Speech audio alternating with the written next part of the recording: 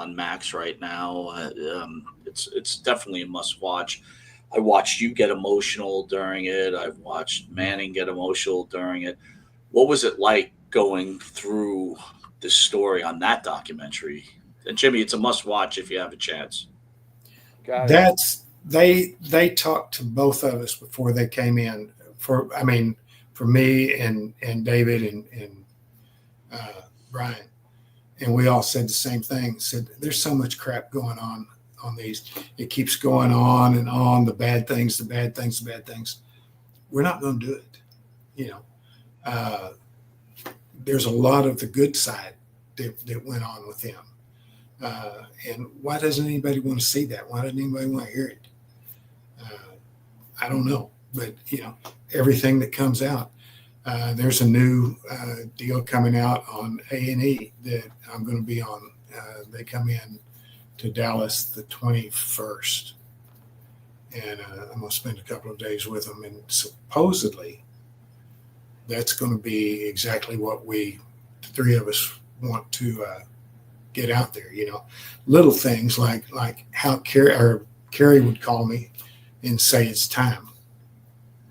Say, okay, I'll come pick you up. I would go pick him up and say, which one are we going to? And he would pick either Cook's Children or Parkland Memorial Hospital. And that's where we were going to spend the afternoon with the kids that are in there, and the families. And, when we got in there and back in the 80s, you couldn't move with a Von Erich before everybody went nuts. So, while he was in the rooms, the big rooms where all the kids were playing or parents were waiting for their children to be out of a surgery, I was out in the hallway blocking it and making sure, no one was trying to get in and do that. But I would peek in and Kerry would be on his knees praying with the family in the surgery room. Did that come out on anything? No. No. Come out on anything? No. I picked him up at the airport once and he could hardly walk. He'd torn a ligament. And I said, and he was booked at Cook's that night. And I said, Kerry, we can't do this. We've got to cancel. And he said, no. He said, we can't. He said, I'm not going to do it. Now, he could hardly walk. And so I called my surgeon that'd done a couple of my knee surgeries, and he said, well, get him in. So they shot up his knee, and he started to give Kerry a prescription, and Kerry said, no, I don't want it. He said, I want to be able to go through this. He said, I'll deal with that later. So, things like that. It wasn't Kerry was always wanting to pop a pill or do something. He could have gotten a prescription there, but he said, no, I don't want it. He said, let's go see the kids. And he had to be put his arm over my shoulder for me to get him out of the car and get him in. And, then he would try and walk normal when we got to the kids. And he stayed through the whole time. And, he died on the way home in pain. But I don't know why those things don't come out. Well, I think it's important to share because you have that inside look. How emotional was it, not just for you, but for Kerry also, after spending all these times with these children, going through their problems, and this is an all-day thing. What was that like? What kind of pressure was that for Kerry? Well, for both of us, it was a lot. We would, and this is kind of funny on the end. We were coming back one night, and Kerry said, I'm just not ready to go home yet. And I said, fine. So we pulled into it was either an El Chico or some, I can't remember which Mexican food place it was, but we got some snacks and some cold beer and just kind of relaxing and talking and not necessarily about that, but just not getting back to where we were doing it. So, we stayed there for about an hour. And Kerry, it was before we had the cell phones that you could carry. We had the pagers, and Kerry got a call from Kathy, his wife, and he had to go to the payphone. And I don't know why he did this. He never told me, but he came back and he was kind of laughing. And I said, what'd she want? He said, well, she wanted to know where we were and what we were doing. And I said, what'd you tell her? He said, I told her you had just broken up with your girlfriend and you were really upset. And I'm sitting here talking to you about it. I went, you did? He said, yeah. I said, did you forget that she fixed me up with her sister a couple of weeks ago? And he goes, Oops. and then he starts laughing like Carrie did. You know, he just, and Carrie would start, you know, and that was the last time we went out. Mm. You know, Bill, every Batman, every good guy needs a bad guy, needs a Joker. What about the Freebirds behind the scenes, that whole rock and roll circus thing? How was it behind the scenes with the Freebirds and the Von Erichs? Hidden, but good. You know, I mean, when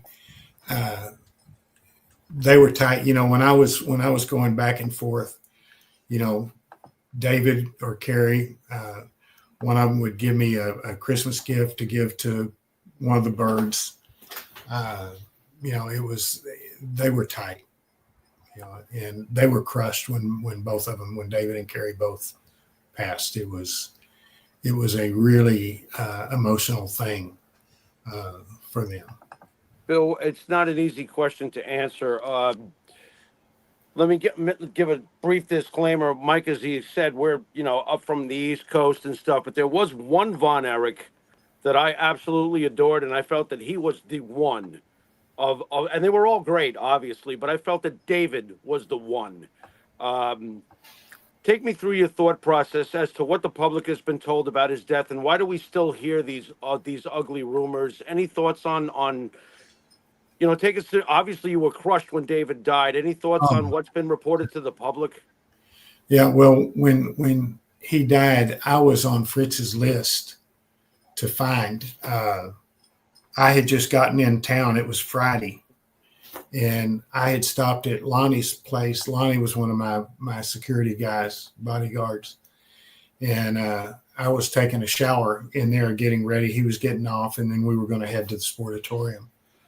And I'm in the shower, and all of a sudden the shower curtain goes back, and it's Lonnie. And he said, you need to come out of here for a minute. And I'm going, I don't think so.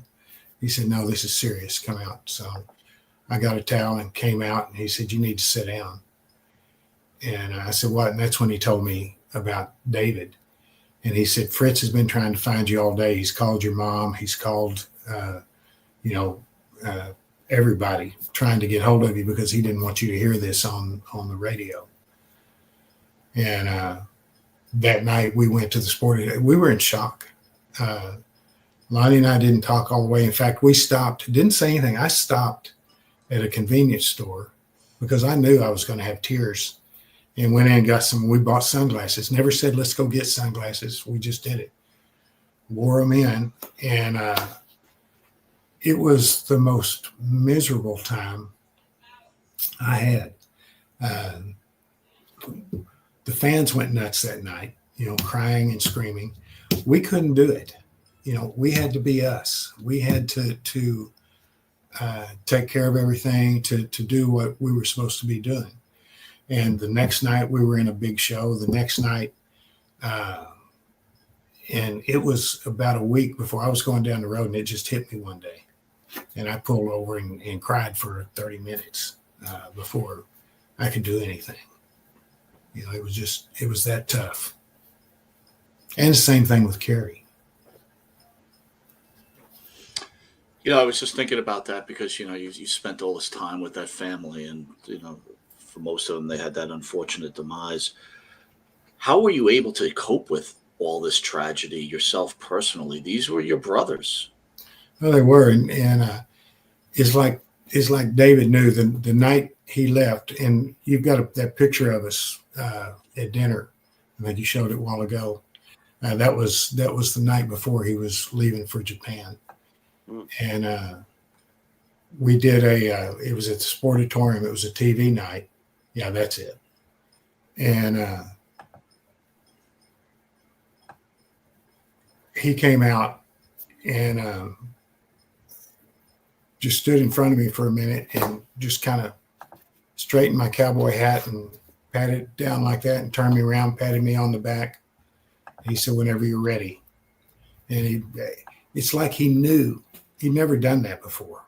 you know, it's like he knew something was going to happen. I mean, that sounds dumb, but you know, we never hugged. We never, you know, we'd be laughing or cutting up, you know, waiting for him to say, okay, hit the ring. And then we go. That was me in Sunshine in that picture. Which we got to get into. There's so much to get into, but let's keep going. But anyway, it was a terrible time. It really was.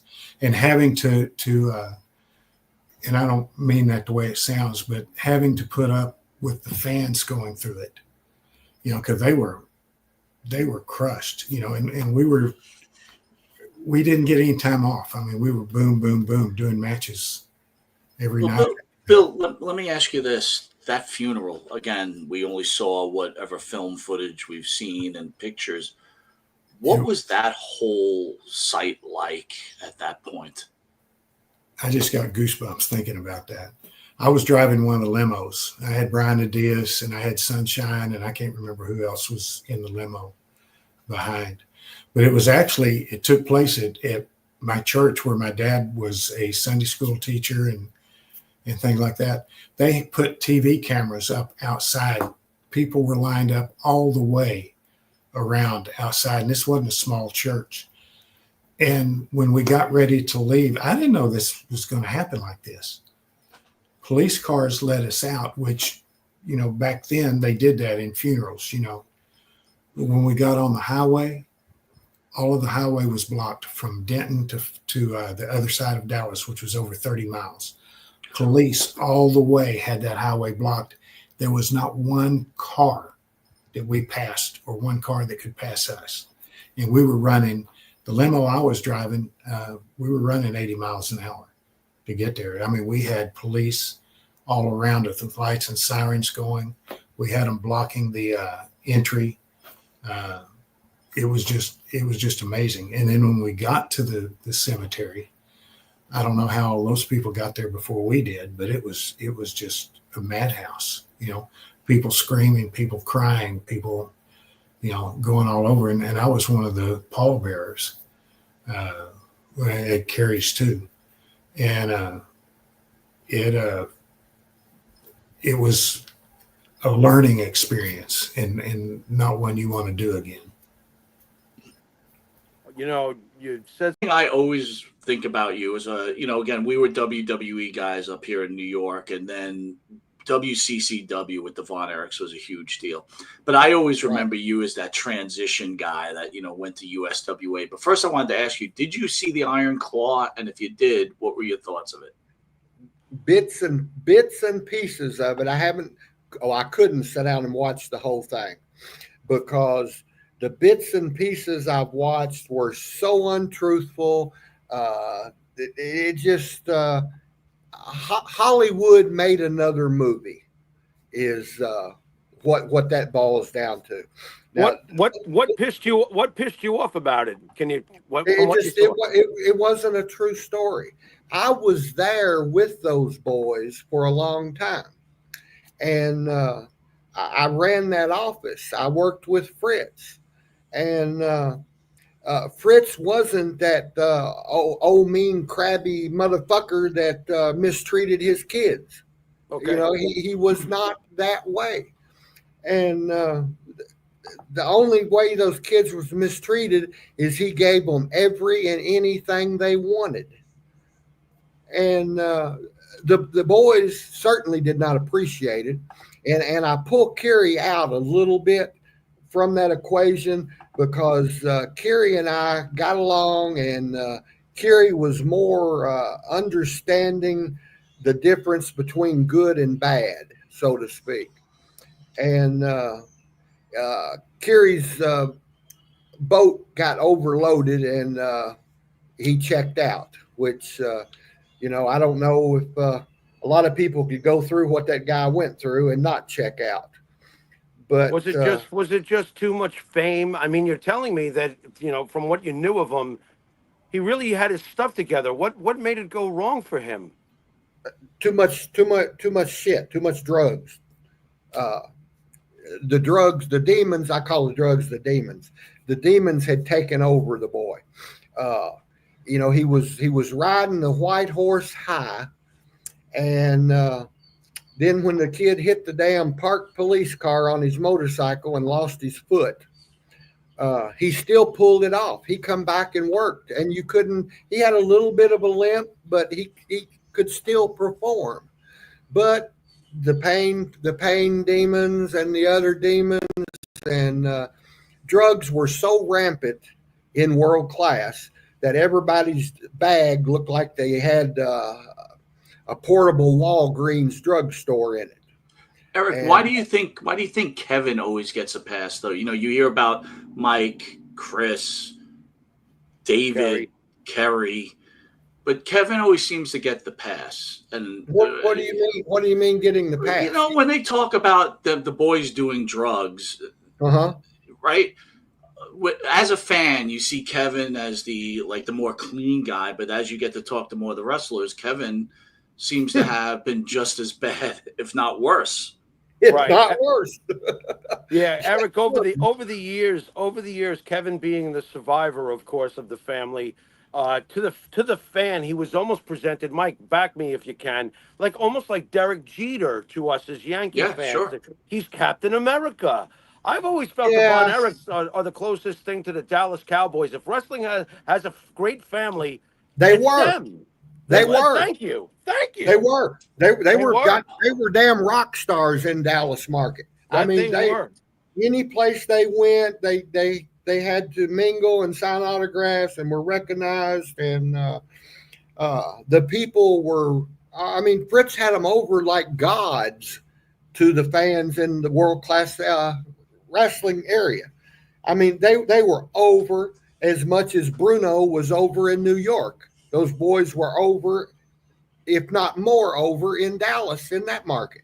Eric, you said the drug scene was rampant in Texas. Was the kids with the drugs in the Von Erich family, and Fritz was known for being strict. Obviously not as strict as the movie portrayed, like you're saying, but isn't Fritz aware of the drug scene? Then he's got to be. Yeah. Now, when I got there, this had been going on a long time. David had already passed away, and from ODing in Japan. Intestinal whatever is a bullshit story. David OD'd in Japan. But when I got there, Fritz was older, and the word that comes to my mind, Fritz telling me, Eric, I am so burned out. I've had enough. I'm so burned out. Fritz told, when Jerry Jarrett came to Dallas to meet with Fritz to make the deal to buy the territory, Fritz told him, Jerry, and this is right from their mouth to me, no hearsay bullshit, okay? Jerry, if you make this deal, you are the dumbest person I've ever met in my whole life. You need to get back to the airport, get on a plane, and go back to Tennessee. My boys are nothing but drug heads. They'll never be anything but drug heads, and you need to just go home. But Fritz, he was burned out. He was tired. He'd been worried to death. My God, he'd lost these kids, and I pray to God I never go through half of what that man went through. But he was so burned out by then. About anything could happen. He had a deaf ear, and he was even having trouble at home with the wife and so forth. And I don't even want to get into that because I love. I was going to ask you about that, Eric. Did the wife blame Fritz for the death of her children? Not in front of me. She never did. No, but God, how'd I say it without opening a can of worms? You hit the nail on the head somewhat by saying that. Understood. I got to ask you this too. Wait a minute. But Fritz never ever did anything intentionally other than to try to help those boys, other than try to help them. And after you beat an old dog up so damn much, that dog's going to bite you, or he's just going to run away. And I really think that's probably what could have happened. And I know Kevin is going to come fucking unglued when he sees this interview. But you know what, Kevin? You know I'm not bullshitting. You know I'm telling the truth. And I like you as much as you like me, which ain't very damn much. So, blah. I mean, you're basically just telling us that Fritz became numb and indifferent and beaten down by a sport that he had put his life into, and he was comfortably done. Yeah, he didn't know At that what else. point. He even had told me one day, he said, I don't know what else I can do.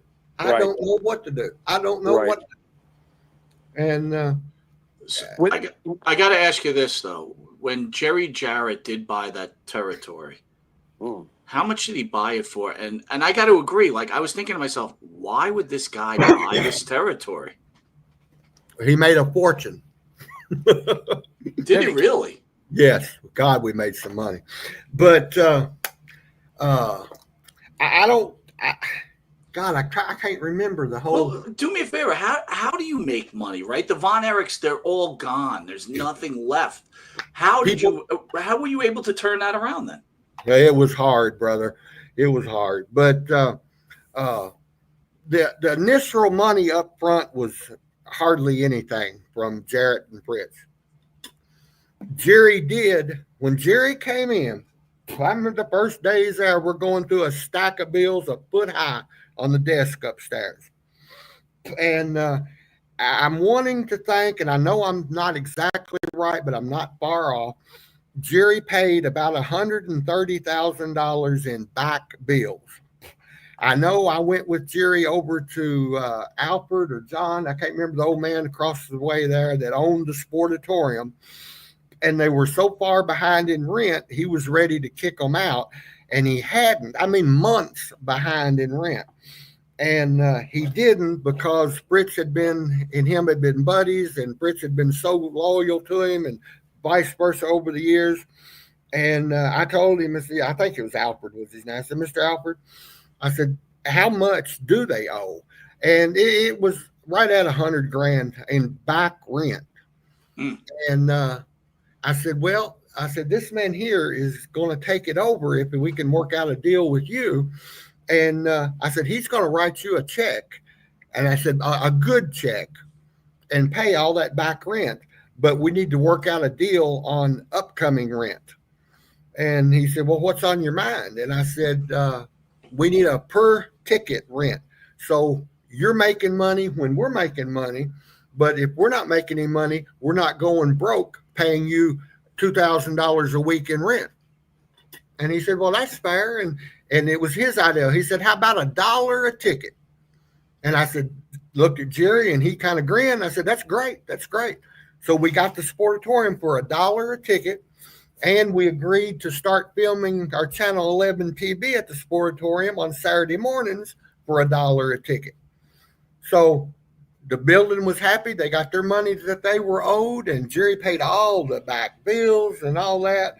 And we took off. And, the syndication, Jerry Jarrett even bailed the syndication guy, Max Andrews, out, loaned him $50,000. And I remember it was 50 because Jerry called me and asked me, Max wants to borrow $50,000 to stay in business, and he's our syndication guy. He's doing all the filming. What should I do? And I said, well, I think you should let him borrow it. If he says he'll pay you back, he's always been honest with me. So, Jerry probably went in $250,000 off, the initial startup costs. I got to tell you, I'm amazed, Eric. I'm amazed that I would never have guessed that he made money off that deal. Yeah. It I brought in some of my guys, so to speak, and we shot the angle, and I could read I could read people, and the without being ugly, but the people in Texas were burned out and tired of the Von Erichs. They wanted a new babyface to get behind. And so I'm thinking, okay, Al Perez. I'm thinking different thoughts. I called Jerry Jarrett, and he said, Eric, I thought you were smart. And I said, I am. And he said, you've got to have a baby face you can trust. He said, you can't trust the boys, talking about the Von Erichs. He said, they're not going to help you in any way. You can't trust them. And he said, you got to have a baby face you can trust. And I said, well, can I have Bill Dundee? And I'll bring him down here. He said, you got to have one you can trust. Who is the one person? Who's the one person that you can trust above anybody else on this world? I said, me. And I said, oh, no. I said, I am not putting myself on top and try to book through. He said, you have to. Jerry made me push myself. And then I started just reading between the lines with the fans, going out talking to them and stuff. And, I went in there as a is he or is he not gay heel when I first went to Dallas, to turning into a babyface that replaced the Von Erichs. Figure that one out. Amazing. Listen, I want to close the subject, but no, you why, don't. Well, no. I have a few more things, but why do you and Kevin not get along? Kevin blamed me for setting up the Jerry Jarrett deal, the original deal. And to be perfectly honest, I had no idea that Kerry was even talking to Jerry Jarrett behind the scenes. Kerry set up that deal with Jerry Jarrett and Fritz, not Erich. Kerry Von Erich set that deal up, but Kevin always blamed me for doing it. And instead of being, no matter who did it, instead of Kevin being happy that it was set up, because before long he started getting $25,000, $30,000, $40,000 checks every month on his ownership, and but he wasn't happy about it. He was mad because he didn't have control.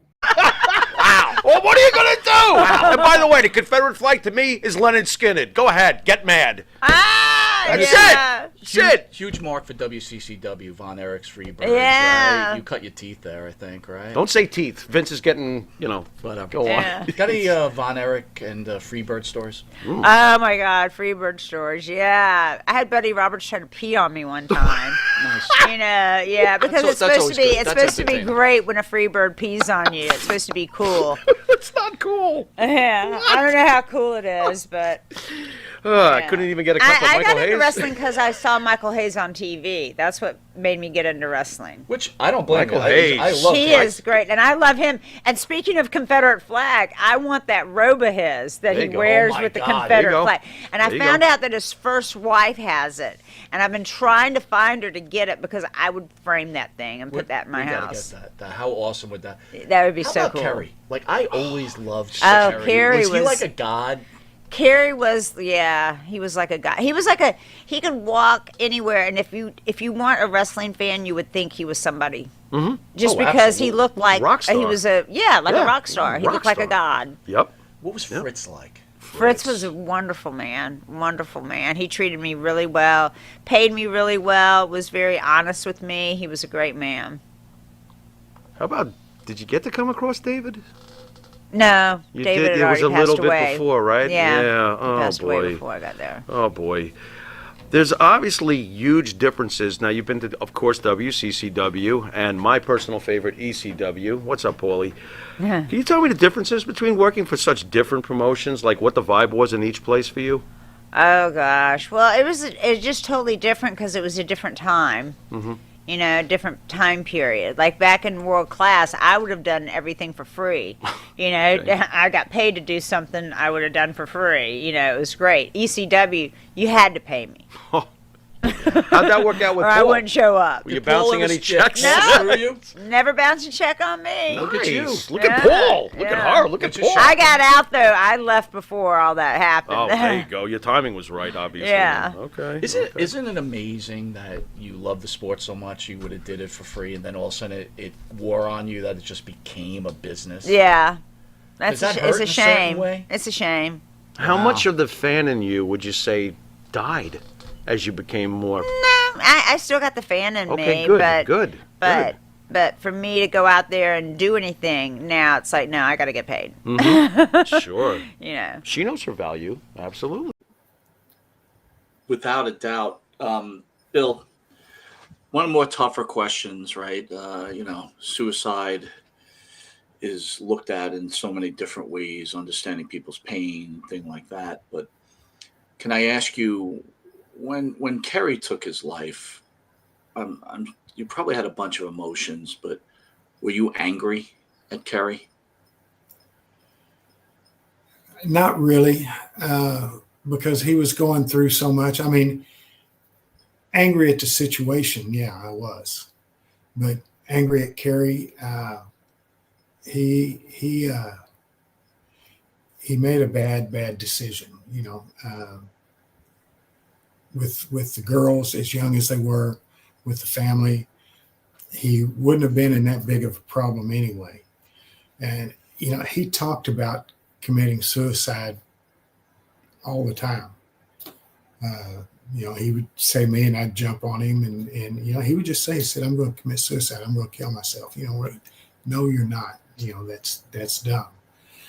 He called me right before he did it. I was testifying in a court in Dallas, Texas, and he got me on my pager, and I went to the payphone, and he said, "What are you doing?" And I told him, and he said, "Okay." He said, "Do you have any plans later?" And I said, "No." He said, "Well, let's go to the indoor golf or go-kart track," which we went to a lot. That was one of my clients. And he said, "Then let's go to the Wild Turkey," which was a restaurant bar that we always went to, and get something to eat and have a couple of drinks. And I said, "Fine." I said, "I'll text you when I'm on the way out." 30 minutes later, the girl that was one of the, she took care of the kids. She wasn't a babysitter. I mean, she was, the kids called her second mom, like I was the brother. She called me crying, or texted me, and I called her back. And she was crying, and I said, "Kerry killed himself, didn't he?" And she's screaming, "Yeah, he did. And so I just went in the courtroom and told him, I said, I'm gone. And got in the car and left and went straight to Fritz's house. But it was just a terrible thing.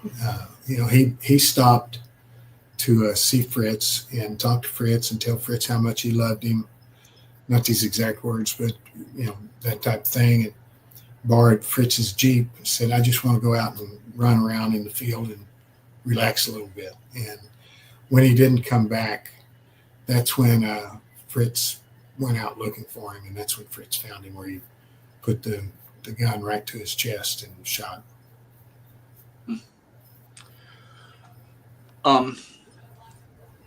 Another tough question. Do you feel like after all this travesty and that Doris blamed Fritz for what happened to her children? It's been said that, the last year that Fritz was alive, I spent a lot of time with him. Every Friday, we would go to this Chinese place to eat every Friday afternoon, evening. And then on Sunday morning, before I'd go meet my parents at church, I would meet him at, what's the name? Old Buffet, Old Western Buffet, Old West Buffet, something like that. Killer place. I wish it was still there. And I would meet him, and we'd go through the buffet and have breakfast before I'd head off to church to meet my parents. And he would stop on the way, and he would get the Dallas Morning News, Fort Worth Star Telegram, Denton Record Chronicle, and one other newspaper. And we would eat and talk. And then when I left to go meet my parents, then he would read the newspapers and have his own thing. He would call me, and we would sometimes just go riding around in the Jeep. Sometimes he just wanted to go see what I was doing. One time, bringing it back up with Doris, I was over at the house, and she pulled up, and I said, "Oh, I got to go." And, this was Dad saying, "No, you sit your butt down. You're going to sit here and watch this." And I'm going, "Oh, man, this ain't going to be good." But, he just wanted me to stay and watch him be nice. But short story long, I think everybody just was kind of broken up at that point, and she just wanted to get away and start a new life. And but it did kill Fritz. It was something that really, really hurt him in a big way. On the lighter side, Phil DeCesare is asking you, Bill, were you there the night Kerry joined Rush on stage for Tom Sawyer? No, I wasn't. I didn't even know that happened, Jimmy. Did you know that happened? That trying to Kerry Von figure- Erich I'm trying to joined figure- Rush? I'm trying to figure out what instrument he played. What he sing? Kerry singing Tom I have no Sawyer? idea. I didn't even know he was there. Oh my Interesting. God. I'm getting. I'm still getting over Bill moonlighting on Sunshine. Never mind. I wish you could find the picture. I gotta take my gimmick off to look through it. I gotta Hang on a minute. Just a second. I'll pull it up. It would have been fun if I had no inhibitions whatsoever. Yeah, it would have been awesome. If I was a guy, yeah, definitely. So let me ask you this then. Considering what Vince McMahon has gone through and your grandfather's gone through, we know all the drug issues. A lot of people in W. It's not just the Von Erich family. We got Chris Adams, Gino Hernandez. The list is pretty long in that area. The WWE. Do these promoters have to do a better job in the health and wellness of their talent? yeah. I mean, I think they're doing better now. From what I've heard that they're doing a lot better with that. But I hate to put it all on them. But yeah, I think the kind of person that goes into wrestling too tends to have some tendencies, probably. But yeah, that'd be nice, wouldn't it? But I think WWE is doing better with having people on staff to help people talk about mental issues that they're experiencing. And I know Daddy was drug tested when he was in WWE, but it didn't. I mean, it didn't do. I mean, it didn't help. I don't know how he was still wrestling, but I always found it amazing that he was able to be in such great. Again, me and Jimmy and I were just talking about this last week, right? Probably, Arnold Schwarzenegger had one of the greatest bodies of all time, but your father was Arnold Schwarzenegger-like. I mean, the perfect body, the perfect face, everything. He was. Yeah. How does a guy, again, only speculation, but how does a guy look that great and do cocaine or whatever else he was doing? Like, how does that mix and match? Like, how do you stay in the shape you're at and do all that other stuff? I mean, I know my dad worked out every single day. That was just normal for me. Daddy always was working out. I was always at the gym with him when he was in town with us. So I know he worked out like no other. And he also had great genetics too, to help with that. And he ate like really well. I mean, protein wise, Daddy ate great. I think that helped. But yeah, and I think a lot of my dad's drug issues were pills. So I don't think there's a lot of calories in those. So I'm just kidding. I don't know.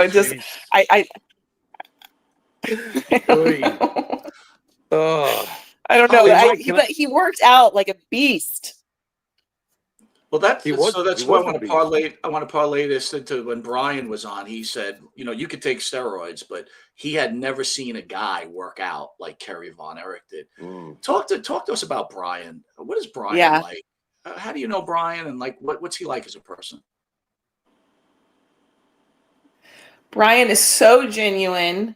He has a beautiful heart, and he still loves my dad to this day, and just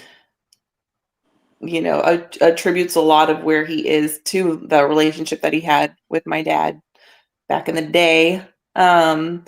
But when I was little, really I hadn't seen Brian since I was a little girl, before the whole premiere thing happened with before the movie thing came about. And because I always kind of like, my mom had us kind of hid away, and I preferred it that way, honestly.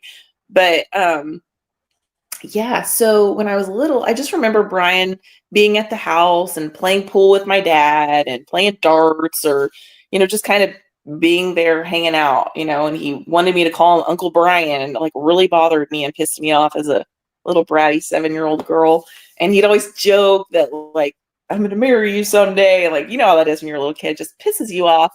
So, yeah, like I was annoyed with him as a little kid, but as a grown up, he just loves Lacey and I like he loved our dad, which is really, really cool. And to have a piece of my dad, because I consider Brian a piece of my dad, still here is really great. He's got all the great stories. And yeah, I mean, he's there for us for whatever we need. If I just, if I text him, he texts me back just like that. Even when he was in the hospital with those surgeries, like, just really appreciate that. So I got to ask you about this. You had a popular show on YouTube. I used to watch it I think it was on Tuesdays or Thursdays. I used to watch it. It was fantastic. Tuesday. Tuesday. So why? I don't want you to go too deep into it because we spoke about it a little, but maybe you could share with the fans because they're probably all wondering what happened. It was great. I mean, unbelievable. Thank you. Thank you so much for saying that, by the way, because Kristen and I really put our heart and soul in that show. And we had been talking about doing that show for a long time. And we just needed mental health these talks are just so important. And for people to just see that everyone has issues and we can all just talk about it is so cool. And that's what we wanted on our show.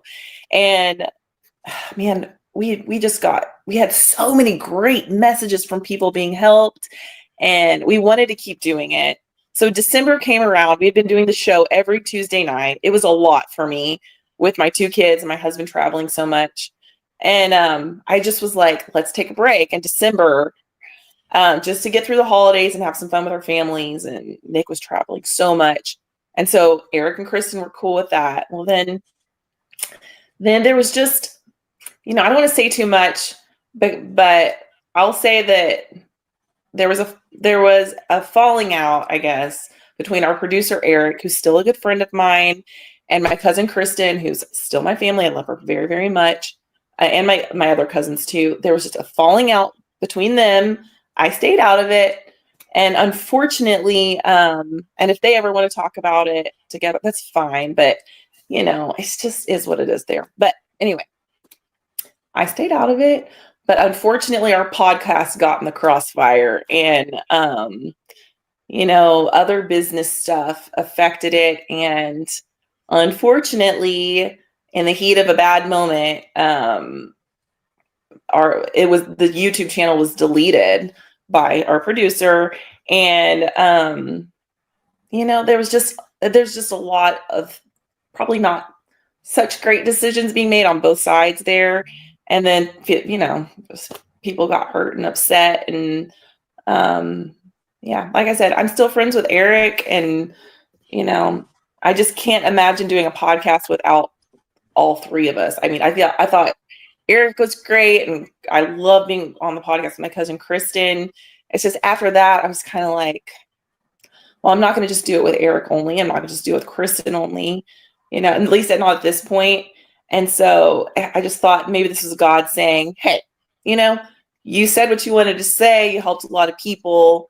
Now go be mom and focus on your kids. And, if cool people like Monte the Pharaoh want to talk to you, then cool, let's do that. But, well, yeah, I'm going to say this. I think it's a bummer. Once you settle in a little more, you guys should really do it again. I really do think so, because I feel terrible that you lost so much great stuff. I mean, when you had your mother on, I mean, I was glued. I mean, the way she told those stories, and it's just a shame I really think that you and your cousin really should do it again, and somehow work it out, because there was a lot of great messages, and the people you had on there and the way you guys discussed it, I thought was fantastic. So I'll just weigh in on that one. I want to end those the people interview. were great. I want to end the interview if you could talk about your children. Now, Jimmy, you see this family. You see Lacey, you see Holly, you see Kerry, you see Kevin. This family's got the genetics. What's your family like? Well, my husband was my personal trainer. I met him when I was 18. I got mono in high school, and I was trying to go to state. I mean, I had already gone to state. I wanted to run track in college, and I got mono. So Nick was hired to get me back in shape. Well, anyway, I ended up marrying him. So he's amazing. He was a Dallas fighter for 10 years, and now he does sales and with firefighter stuff. He's kicking booty, and he's amazing. A great husband. The guy for me. You talk about a person who's been a little bit traumatized as a kid, who can't open up emotionally and only wants to smile all the time and can't go deep. That was me.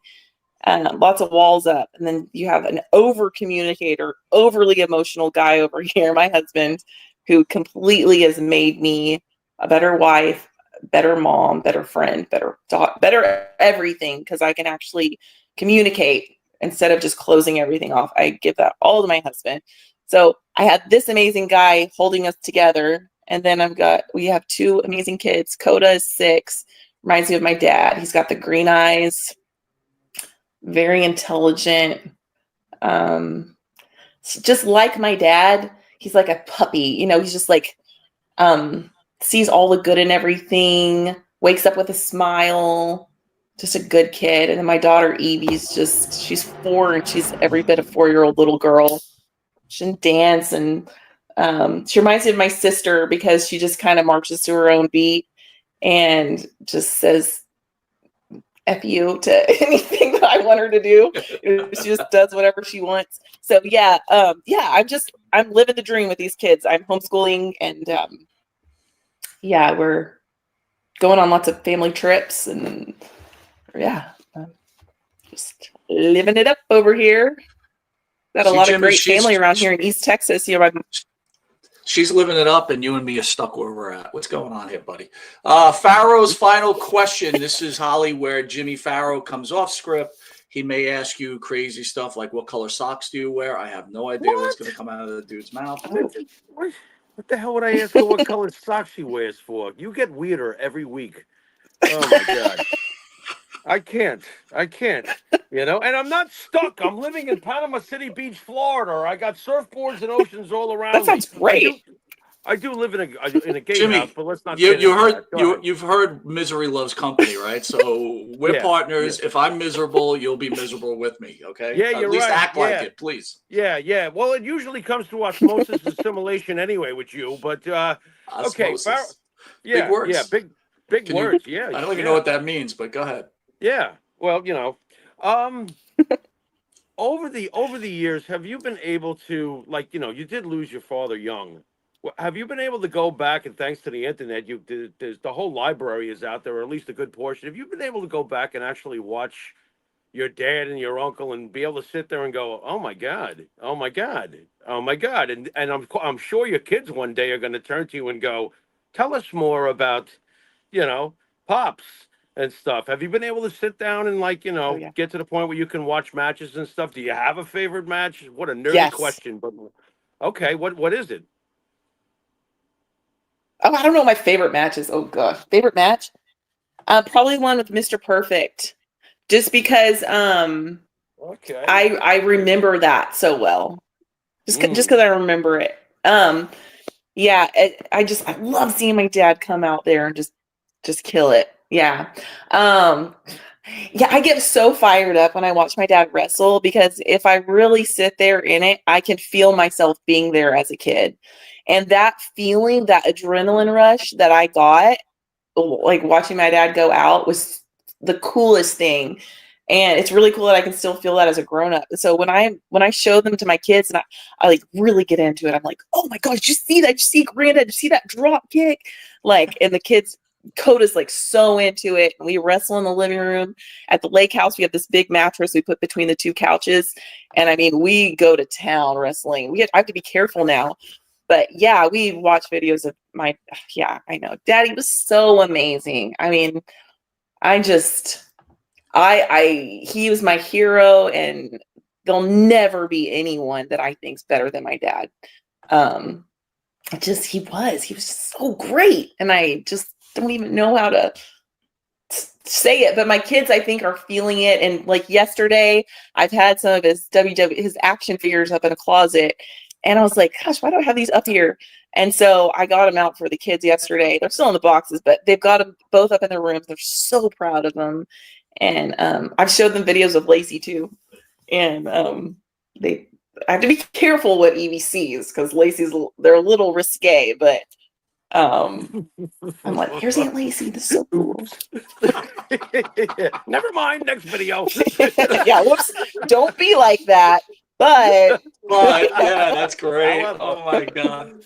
However, Holly, I want to thank you for taking the time out, especially on your vacation. It's an honor, and thank you for I enjoyed coming it on our show. It really means the world to us. I mean, it just is incredible. You've got an incredible family, and you're an incredible person. You've been nothing but a professional and a wonderful lady. So thank you very much again. thank you. Thank you, guys. I enjoyed y'all. I really enjoy the way you guys are. It makes me laugh, because I wish I could be a little more like that sometimes. Just off the wall. Well, just put on you guys would love 200. Lacey. Just put on 200 pounds, Holly, and shave your head. You'll be good to go. Just do that. Yeah, let's do that. Right. Yeah, that'll go over good.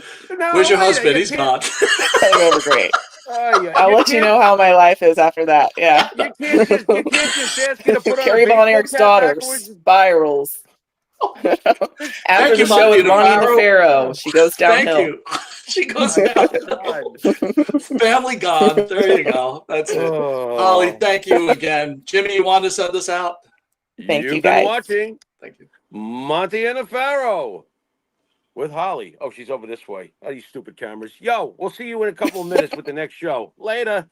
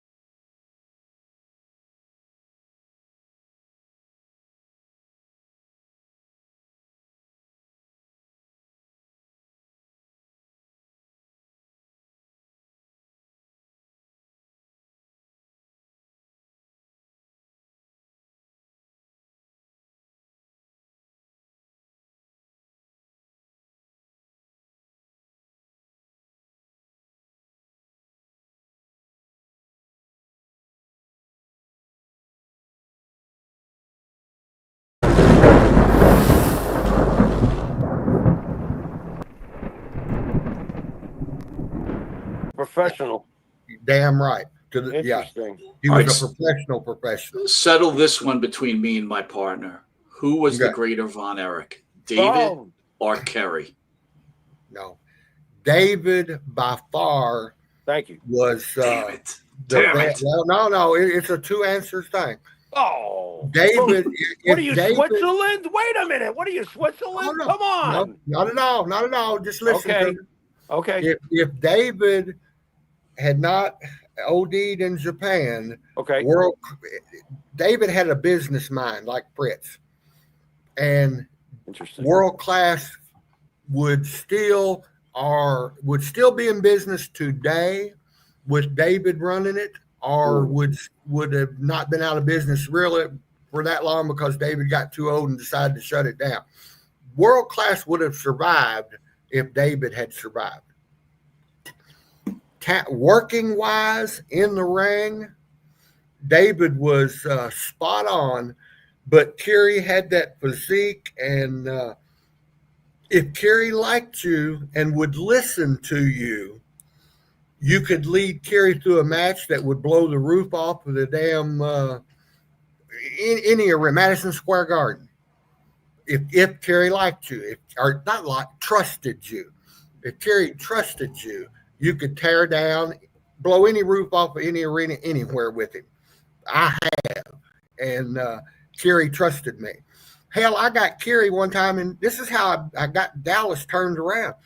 Juan Reynosa, Taurus Bulba, short Mexican, but he was my buddy, big, stocky, bald head with a ponytail. Called him Taurus Bulba. His first night in Dallas, he laid Kerry out with the iron claw. Kerry got color, and we carried him out. Fritz went ballistic. But business started picking up big time. And Kerry even got color. And I had Chris Adams, and I don't remember who, Jimmy Jack Funk. I had 3 or 4 baby faces on standby waiting for my cue to send them to the ring to make sure Kerry stayed down, selling that claw. Because, Von Erich's the only ones ever used the claw in Dallas. And Kerry just got bloodied up and carried out from the claw. Man, we had the people's attention. We had their attention. Eric, you were known for bleeding like crazy over there. I mean, was that your call? There you go, folks. There it is right there. Look at that mileage. Red mix green. Yeah. I mean, was that your call? I mean, why are you always doing that to yourself? What's going on over there? Well, a good baby face has got to convince everybody in there that heel is a rough, tough, mean son of a buck. Is kicking his ass, but you got to be able to come back and pull it off. The people can't lose their confidence in you, but you've got to get sympathy from that fan. They've got to feel what you're portraying, you're feeling, and once you get to there, you've got them. They're going to buy a ticket. They're going to be back next week. Yeah, I bled a lot everywhere. I wonder I even got any blood left in my body. That's what I was about to say, man. You were a bleeder, my God. But these are all young people, and they're like, "You're a liar." No, we just don't remember. That's the issue here. So Metallica? I think that's the listen. In his mind, Metallica? Maybe he thought he was in Metallica. I don't know. Come on now. What do you think of that, Gary? What do you think of that answer? Hey. What I think is, are you challenging my story about asking for a raise from McMahon Sr.? Because I was. No, I'm not saying it's not true, but in actuality, you might not have gotten $100. It might have been $61.50. But we got it. As we get older, we exaggerate. You know what I mean?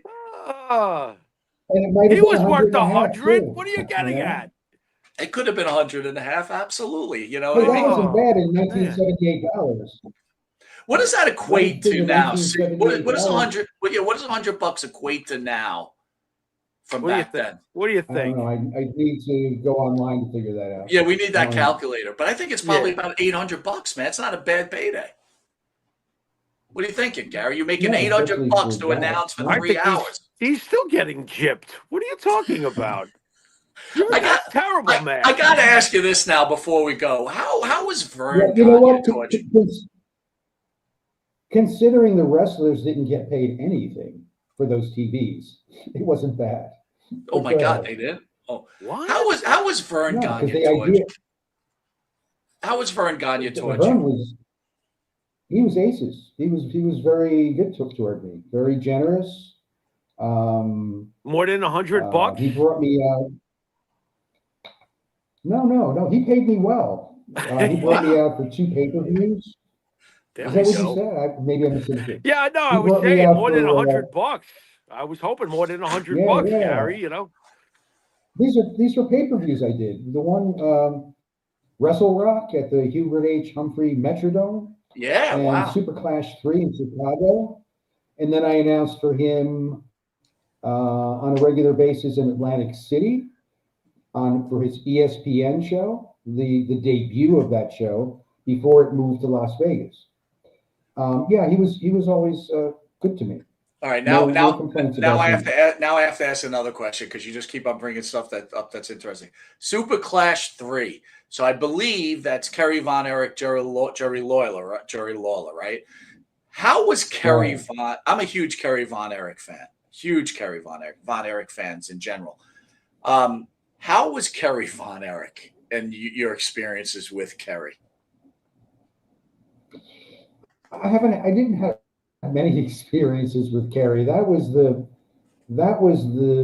humdinger all though that night. He arrived with his daughter, who I think might be wrestling now, or maybe was wrestling. Or Yeah, she was. She something. was wrestling. That's Lacey Von Erich. Yeah. Mm-hmm. And he was loaded.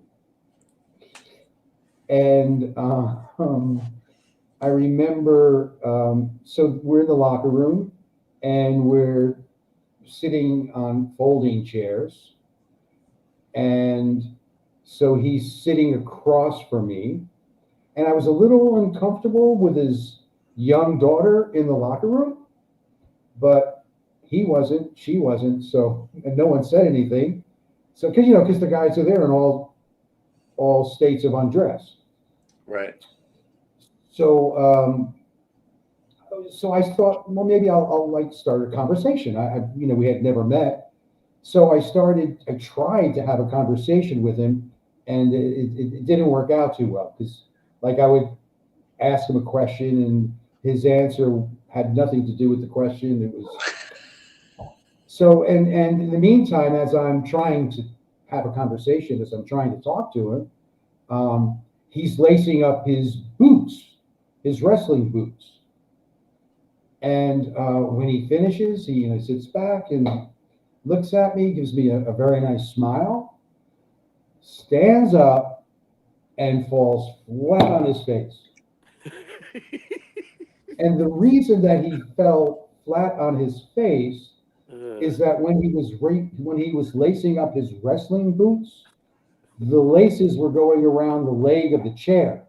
So he was tying himself to the chair, and when he got up, he just went boom. Anyway, and that was the night that he cut himself under his arm before he wrestled. Could you define? Could you define loaded? Define loaded. You said loaded. I can't because I wasn't there when he got loaded, so I don't know. Wait, so loaded. Jimmy, I got to ask Gary though. So when he cuts himself, when he had his blade, and that's how he cut underneath his arm. Yeah, he forgot that he had taped the blade to his finger, and he was itchy, so he went to scratch himself, and he just sliced himself. And they had to work that into the match, right? Because they couldn't get it patched up, right? Wow, right. That's an incredible story. By the way, what did you think of the movie The Iron Claw? Did you have a chance to watch it? I did not see it. Okay. I did not see it. All right, Jimmy. Well, Gary, thanks again. You're the best. We love having you on. Thank you for what you've done for the industry. Thank you for all you've done. You're quite the gentleman. Jimmy, you want to send us out, please? Yes, sir. You've been watching. Guys. Thank you for inviting me. Thank you for coming on. Thank you again, welcome. Gary. Most welcome. And better than Samantha Irvin, you've been watching Monte the Pharaoh with the great Gary Michael Capetta. Till next time, later.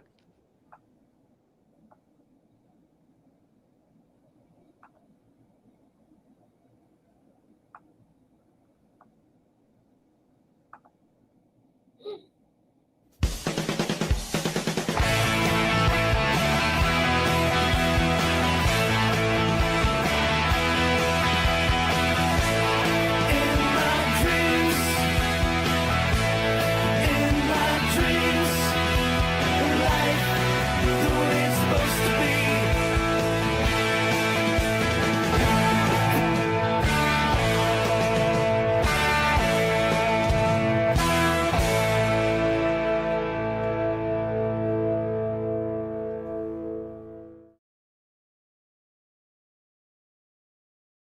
Always. Brian, I'm sorry to stay on the subject, but unfortunately, the Von Erich family, sadly enough, has parallels to the Graham family.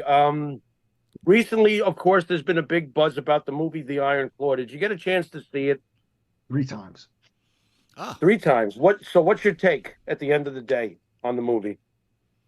I thought they were too hard on Fritz. Okay. And Why too hard on Fritz? They left Mike out of the story. That's a ridiculous thing. I agree with that. But why so hard on Fritz? Was Fritz not like that? I'm gonna tell you something. He was disciplined, but he was never abusive. I mean, I've seen him, almost all the time. He had a scotch or whatever, but he was the hottest I've ever seen him is when he found the marijuana field that David and I had grown. that's great. Oh, you guys are like Cheech and Chong, huh? Not good. Not good. Go to your room. Go to your room, Brian. Jimmy, We actually didn't smoke it. It just Al Madrill told us if we grew it at the time, you could sell it. You could sell it. I'm not saying we didn't do that. Al Madrill from Olympic Auditorium. Al Madrill. I got to tell you the story. I've never told too good. This is too good. Al said that he's got this guy that can get rid of, right. Brian, I don't even know how the subject. I don't know how the subject. I don't know how we got here, but at least you followed rule number 1: never get high on your own supply. There you go. Unbelievable. Well, you saw the movie 3 times. Wait, Jimmy, hold on. You're letting them off too fast. So Al tells you to sell it, right? Did you guys start selling it, or Fritz make you rip it up out of the ground and throw it out? We're not dealing weed. Yeah. No. It was like a quick thing. I had a green thumb. And you asked, Brian Adias? Yes, Brian we've Adias? had Brian on the show. Great guy. Yeah, great guy. Ask Brian. He will testify right now. Kevin, his web's getting bigger. They were like trees, brother. Like trees. I had never grown that before. I had never grown that. And Kevin left. Oh my God. Carrie's left a bright yellow water hose from Carrie's house. Kevin, yes, Kevin, who's in Texas. Mike, he's my hero. I love Kevin. I got to ask this before you go on, Jimmy. The one question is, at some point, did Doris finally blame Fritz for all that went on with the family? Did she blame him like the movie kind of portrays at the end?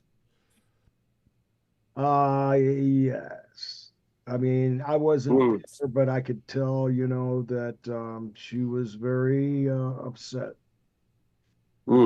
Fritz, Jack. But Doris was a wonderful lady, guys. I mean, the salt of the earth. Not only, every night she would have dinner prepared when we'd come home. It was on the stove in the house, just perfect. She would talk so eloquently about just such a wide variety of subjects. She was so knowledgeable. She was such a lady.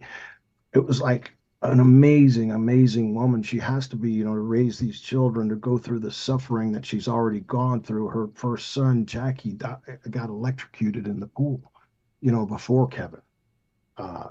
So she's been around the block. And her way of raising children was obviously different than Jack's way. Kids don't come with instructions. They don't.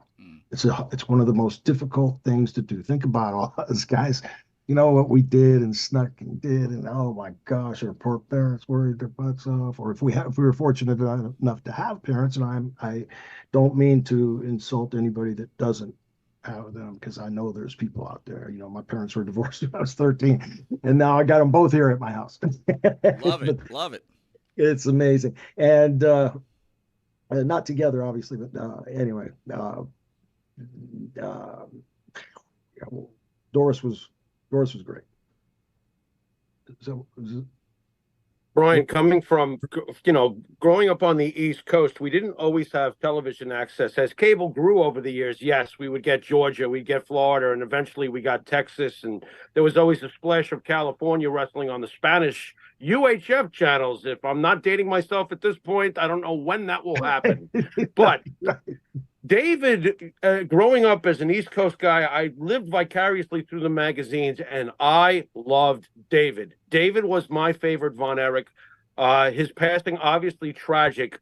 Over the years, we've as fans, we've always heard he was going to be the guy, and I felt that he was going to be the guy, that he was world championship material, and was on a trajectory that didn't suggest anything less. Do you agree with that? Was David heading to the top of the mountain before he was taken? 100%. You're 100% correct, Jimmy.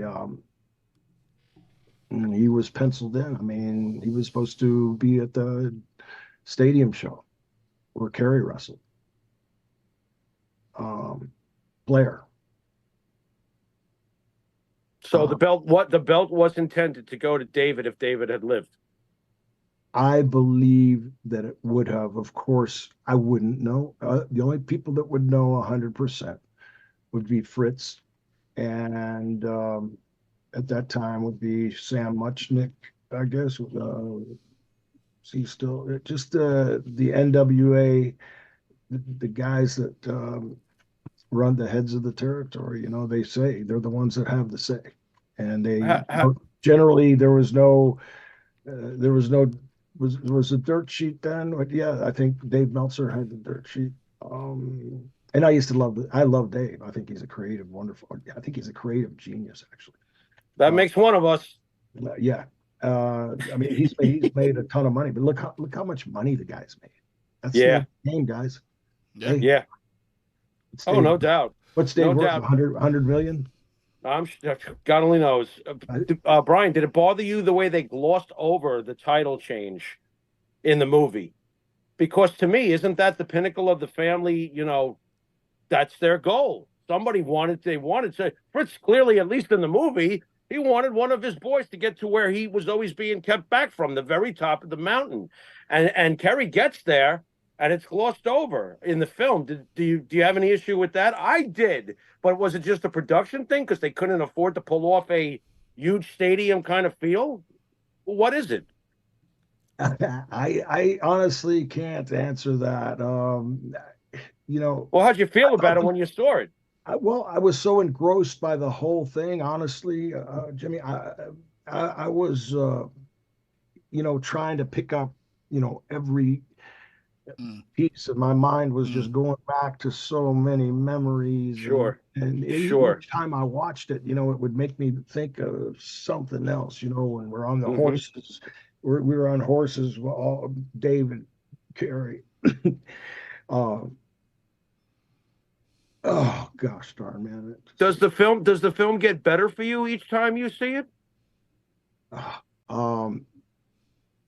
Yeah, I mean, well, I saw it. I went to the movies first time and saw it. Then I saw it on 2 plane rides, and I enjoyed all 3 times. I mean, when you know somebody, family, the entire family, like I was fortunate enough to get to know them over such a long period of time, almost a year and a half. You really get to be like family, and you understand the inner workings. They're all Fritz would always leave $100 bill in every vehicle in the glove box. He gave me $100 bill in every one of my checks every single week. Wow. He gave me an extra $100 bill.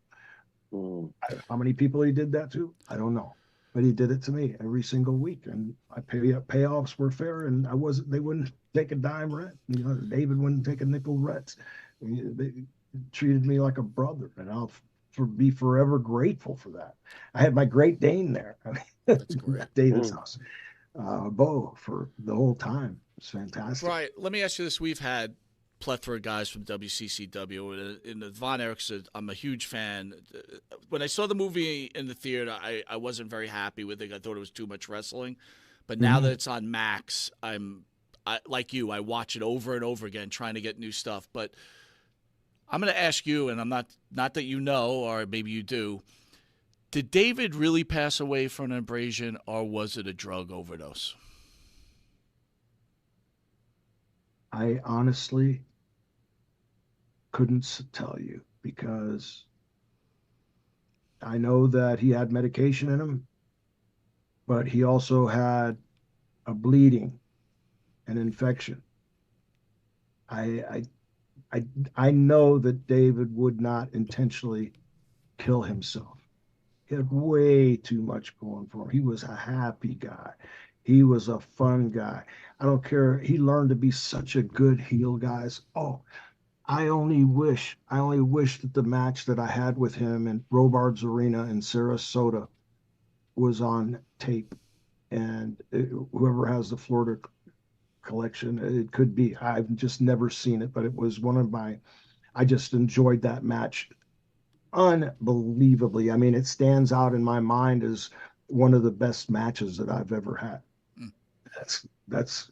I mean, I've had some tremendous And matches. you've had Jimmy some. Garvin and oh God, just so many people. The guy, such an underrated talent, ravishing Rick Rude. I mean, main eventing places are just packed and just enjoying it, having the people just eat out of your hands. But David could make him. He was a great heel. I'm on a big Von Erichs kick.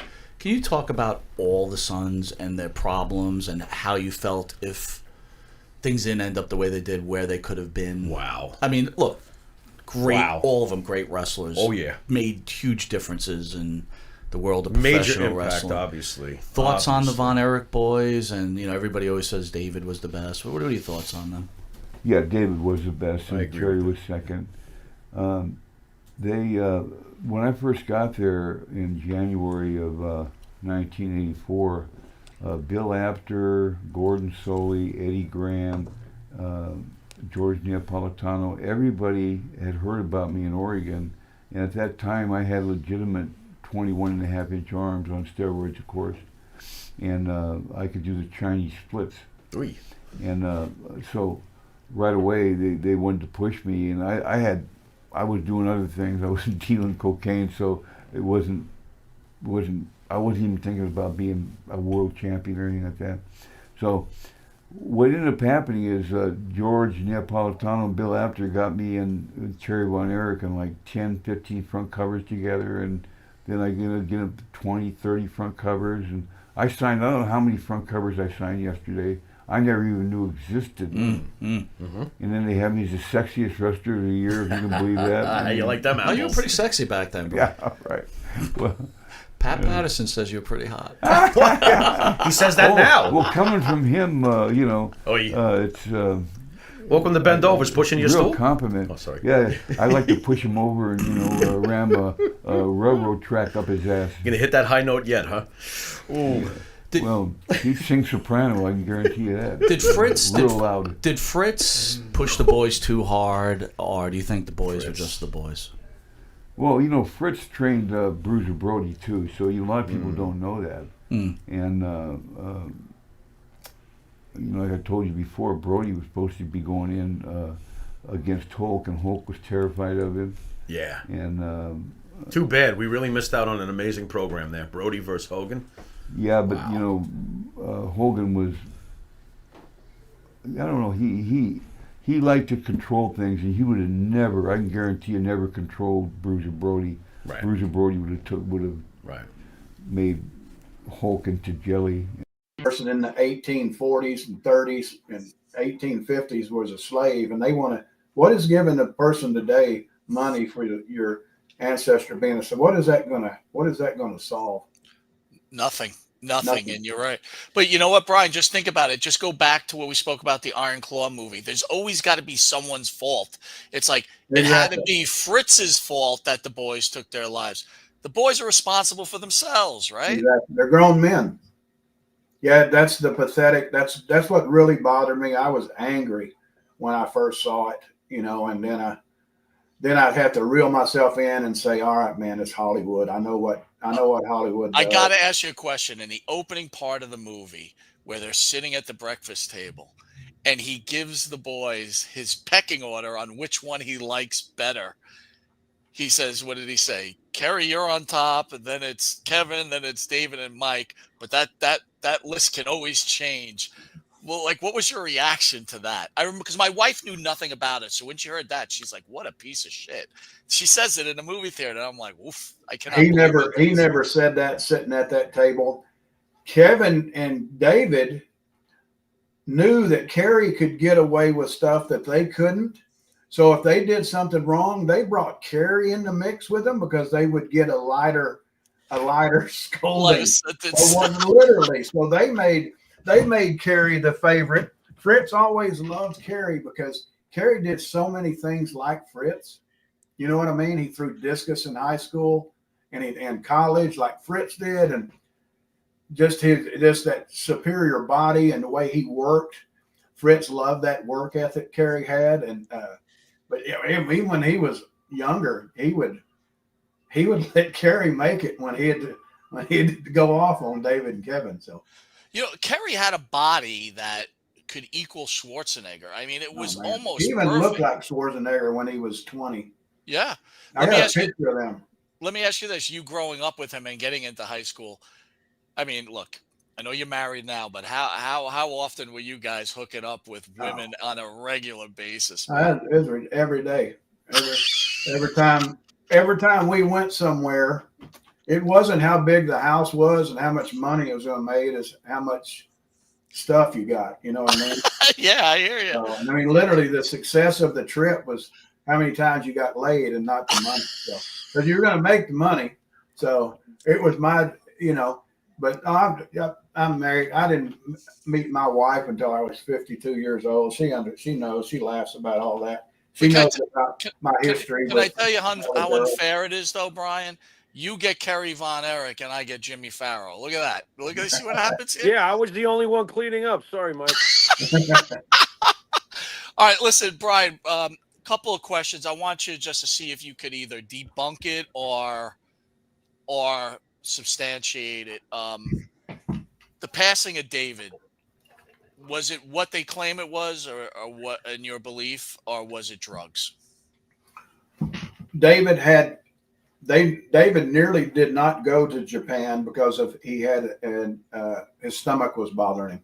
So the stomach deal was legit. All the boys knew that his stomach was hurting, and he nearly didn't go. They basically left it up to him, and he didn't want to miss the money and the trip, basically. But he was feeling bad. His stomach was hurting. I was there. I was there the day before he left, packing his bags and stuff. And he's like, "Ah, man, my stomach." So I know the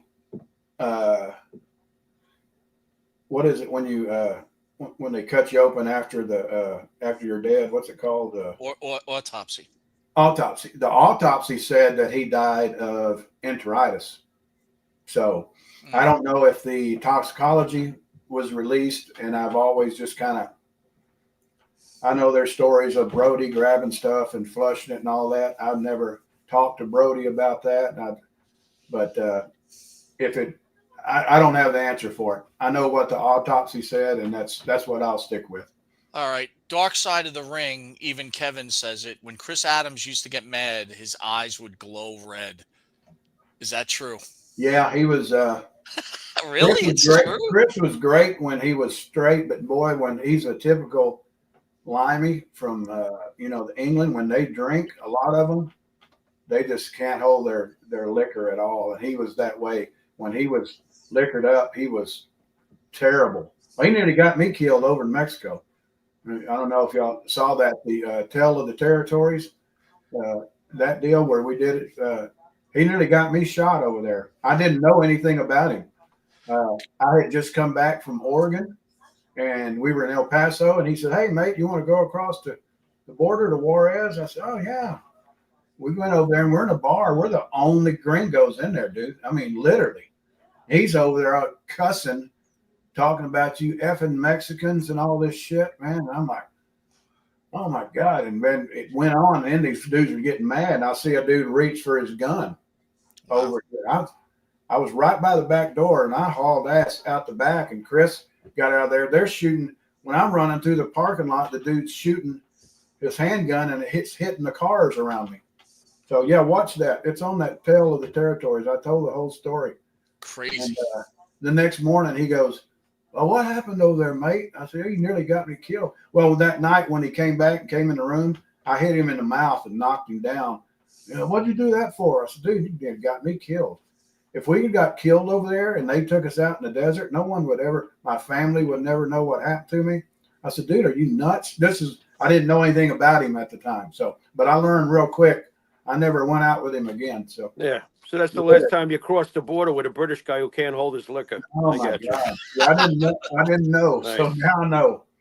Oh, you knew. Well, they say F around and find out. Yeah. Mess around and find out. Yeah, I did. We had a gentleman write us on our webpage a long story about Gino Hernandez, a breakdown of what actually happened to Gino. And look, we don't know anything, right? We hear stories all the time.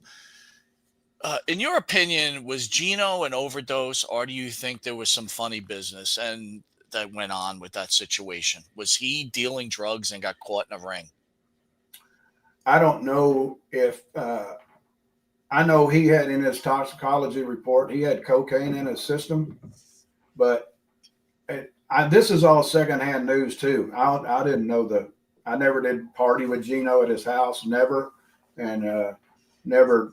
He was usually heel and I was baby face, so we didn't travel together. But super nice guy, great guy. But the stories that the people that were in the group in that his clique said that he may have gotten in too deep with some people, and there was some women over there that might have hot shotted him, but I can't confirm or deny that because I wasn't there, and I don't really know who knows the real story. If they're, you know what I mean? I don't know if anyone actually, if that's all speculation or not. So, because no one could ever find the girls that were over there.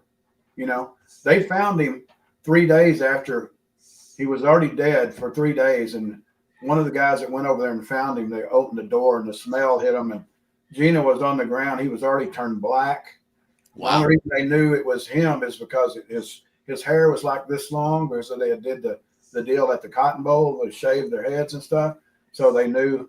They said he was laying there face down with a glass of orange juice, like dumped out, like he was getting up and going to the bathroom or something, So, but to tell you the truth, I don't know the story. Mine would be pure speculation, like everybody else. Well, did you ever hear of a guy named John Royal? He was a drug trafficker. All right.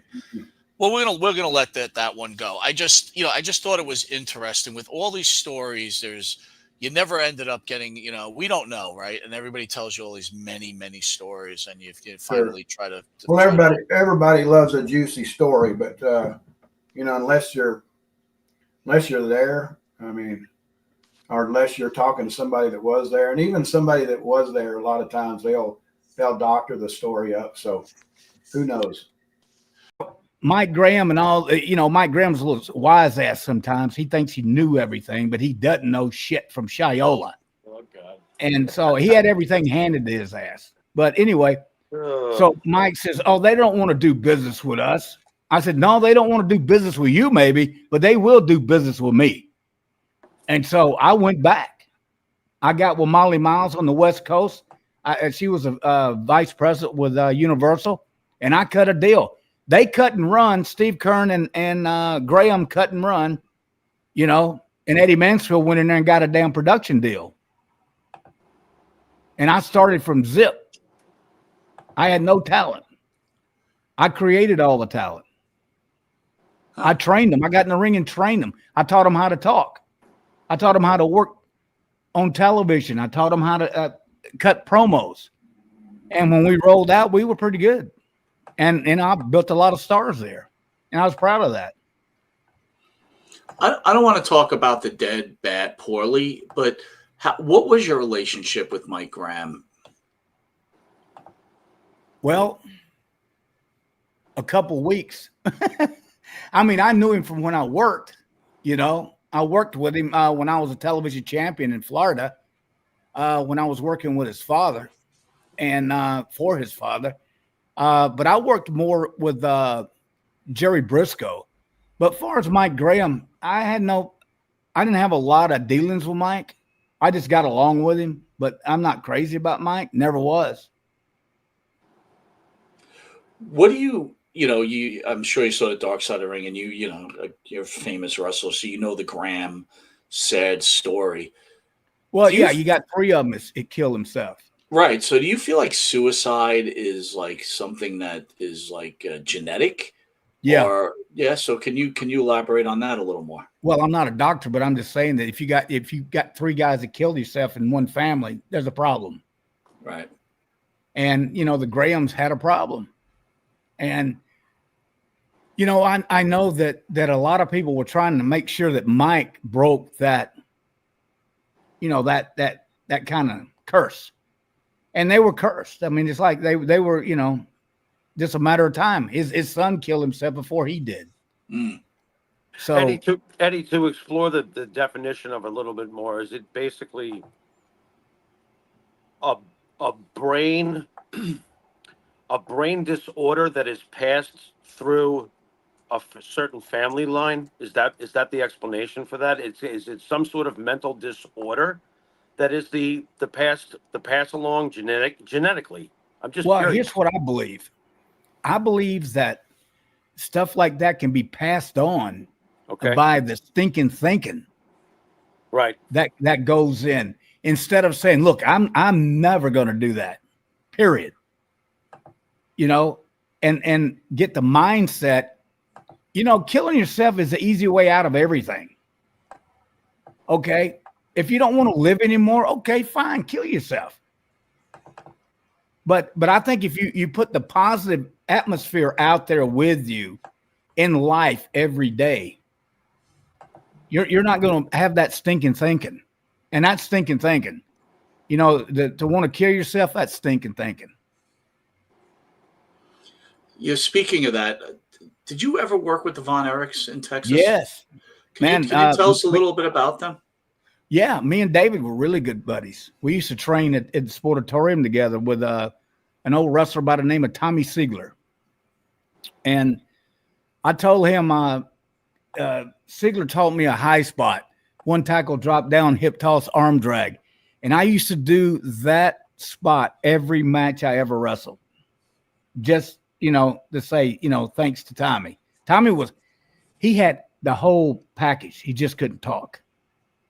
Good looking guy, great body, could work in the ring, but he just couldn't talk. And so as a babyface or a heel, you're no good really if you can't talk. There's very few guys, Jimmy Snuka was one that he didn't talk, but somebody talked with him, but he was so impressive that he would get over. But to go back to Von Erichs, David Von Erich was being groomed to be a world champion. Mm. And he could work. David could flat work.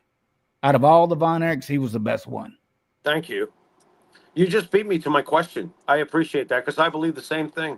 There it is, Mike. Oh, I know. I don't believe. I know. Oh, yeah. I agree. I worked with all 3 of them. It's like, what did you think upon the news of his death overseas? What was what are your thoughts on that? Well, all of us in Texas, because I went into Dallas the second time. They put me with King Parsons, and Agbar was my manager, and Skandar Agbar. Oh yeah. And he was a legend. He was a good dude, man. And we went against the Von Erichs a bunch of times. And I mean, you'd have to fight them damn Von Erichs. They were stiff. And so, I mean, I used to love working with those guys. I mean, it was a lot of fun. I mean, you knew you wasn't going to win anything. I mean, you could steal the belts with them because you were a heel, but that's the only way. Because the whole territory was wrapped around. They were like rock stars in Dallas, Texas. I mean, you never seen anything like that. I mean, when we were in St. Louis, I told you about me meeting this other pop star at the Playboy Club, and Kerry Von Erich came in, and we had Stevie Nicks sitting with us. and Carrie was with Stevie Nicks that night. What? Get Yeah. out. Are you serious? I'm serious as a heart attack. Back off, Gold Dust woman. Go a little deeper than that, Eddie. Come on. Well, I can't. Just I mean, gave it's a like, song from Rumor, so help us out here, Eddie. well, it wasn't no rumor. It was it was live and in color, brother. And so it's like, hey, we're sitting in the Okay. Playboy Club, and they were, you know, and they were getting their minds right. Just put it that way. Oh, all right. All right. But the Von Erichs were really cool. The one that should have been dead is the one who survived. Really? You know what, man? You got to elaborate even more. I keep using the word elaborate, but it's he like seemed I to heard think- he was the worst of them all. And Oh, Really? yeah, Kevin. Kevin was the worst one. Get out of here! Really? Oh, yeah. You And, do realize Eddie, I'm sorry. You do realize to the public that the lone survivor has always come across like some sort of Captain America. Oh, like Jesus. He just survived. That's it, Wow. man. and he's He was really just, like, hey, he just got the luck of the draw. Hey, they he's all like died, Keith Richards? Is that what you're and getting he at? got I all mean- the damn money. Oh, okay. Yeah, he didn't even share any with Lacey Von Erich. He kept it all. oh my god, Oh man. dude, Oh. I got to ask you this, man. when you're hanging around Kerry Von Yeah. Erich and he's with Stevie Nicks. No, What are you Stevie Nicks thinking? was me, and he came and sat with me. Oh, Do you understand English? Wait a minute. He took your Stevie Nicks? What? No, I was with another girl, and Oh, I you ain't didn't gonna have call any her. plans I'm to not move in gonna on call Stevie her Nicks? name. But You she's weren't gonna real move in on famous. Stevie Nicks? She's real famous, but I'm not. I don't know gonna if you get call much her more name. famous than Stevie with Nicks. you? Do you get No, much it more wasn't famous Stevie. than Stevie Nicks? Stevie was my friend, you know, Oh, and brother. So Carrie disappointing. met Stevie at the Playboy Club with me, Okay. and so a lot of fun. Wow. So they were just partying. There was no. So what? other They stuff I don't know beyond what that? they did. They disappeared I together? left the Playboy Club in St. Louis that night and got on a private jet and left. And So, where Eddie- did you last see them? At Were that they leaving table. together? At that table. Man, what a story! Listen, here's a question for real. you. Being a television producer yourself, I'm assuming you saw the Iron Claw. What did you think of it? Ah. Oh well, I don't know. I could have probably produced a better movie. Fucking, I could have produced a better movie. Stop. Yeah, I didn't really watch it. Lance Vaughn, which is one of the Von Erichs, he was in the movie and he sent me the trailer, and so I watched it. And you know, those Von Erichs are just lucky guys. You know, I mean, they didn't live long, so you can't say they're that real lucky. But it's like Correct. Yeah. they while they were living, they had a hell of a life. Eddie, I always compared them to, like, Mike and I have done shows where we focused on great wrestling families, and I've always called them the Dallas Cowboys of wrestling families. They're more like the JR Okay. family. Well, you know them way better than us folks out here on, reading the magazines back in the day. Go on. Yeah, I mean, well, they painted them like the greatest guys since sliced Of bread, and they course. were. Yeah. They were great. Let me tell you, I love the Von Erichs, and to this legends. day, I still do. They're just great guys. They're legends. But Eddie, we had They're, Scott Casey. they're we had legends, Scott, all right, for a lot of different reasons. We had Yeah, Scott yeah. Casey on the show, and Scott Casey said they were not good guys. Mm. You know, and I love Scott. God bless him. It's like one thing about with Casey, we drew a lot of money. Wahoo McDaniel, I'll tell you a story about Wahoo and me. So I had to deal with Wahoo to pick the babyface I wanted to work with in San Antonio. And so when I met Casey, I just watched him because he looked like the Marlboro Man. Right. Perfect guy, perfect babyface. Because we Right. looked like two Bramer bulls. You know, even though he was 10 years, 15 years older than me, I was still, he looked young enough that we could work against each other and people would buy it. And they did. And with Casey, him being a babyface just hated the Von Erichs because if you go into Dallas, you ain't gonna do shit. You're gonna be, first, second, third, on the card. You're not gonna be in the main events because the Von Erichs Right. got. Of course. What's kind of like working with the Fullers in the NWA? Every territory you go with the Fullers, there's going to be a heel Fuller. There's going to be two babyface Fullers that win as welches to, Goldens to shit, everybody. And it's like ridiculous. People wonder how Vince conquered the territories, Monty. Hey, it's very simple. Yeah. Vince did it New York style. Oh, yeah. Well, he went in and he took no prisoners. But when you talk about Scott Casey, that's probably why he would say the Von Erichs are not good. Because of that. Right. And I don't know why. I mean, everybody back in those days were like, I don't know, different. But Wahoo McDaniel took really good care of me. And I drew a lot of money for Wahoo. And Wahoo McDaniel taught me how to be a real star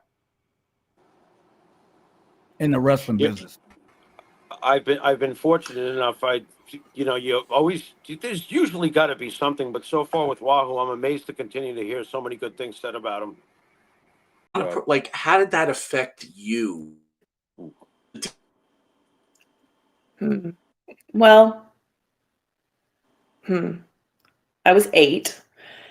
And Holly, I think maybe a part of me. Can you hear me? And you're angry with him. I think in the moment I was angry and scared. In the moment I was angry and scared. And I think I've just never been mad at my dad for what he did. I mean, I hate to, maybe I just hate to say that I am mad at my dad because I don't want to be mad at him. But there's a part of me that hates what he did and that he left us and that I've got these 2 amazing kids, son that looks a lot like him. Reminds me of him so much. But I think that maybe a part of me as a little kid just thought, it's not real. Kind of like when he died, I was in denial for a very long time about that he actually died. I would have dreams that he was still living and he was just hiding somewhere because I knew that he was in trouble with the law and stuff. So, I would I would have hope that he was just hiding out somewhere and hadn't actually died. Even though I was at his funeral and the wake and stuff. But I think now as an adult, it hits me a little more because I have kids that age and it makes me just hurt for him even more because I would never do that to my kids. I can't even imagine how much he had to have been hurting, to tell me something like that. But yeah. Holly, I was going to got ask through that you without about, crying. Yeah, yes, you did. I was going to ask you about Uncle Chris, but even further, do you think that, you mentioned bipolar earlier and mental illnesses and stuff. Do you think that it's genetic? Because how does Chris go down that path too? And how does this happen to one family unless there's something medically connecting all of this? Sure, the business is insane and the bumps they take are horrible and the drugs they have to take to compensate their pain is terrible.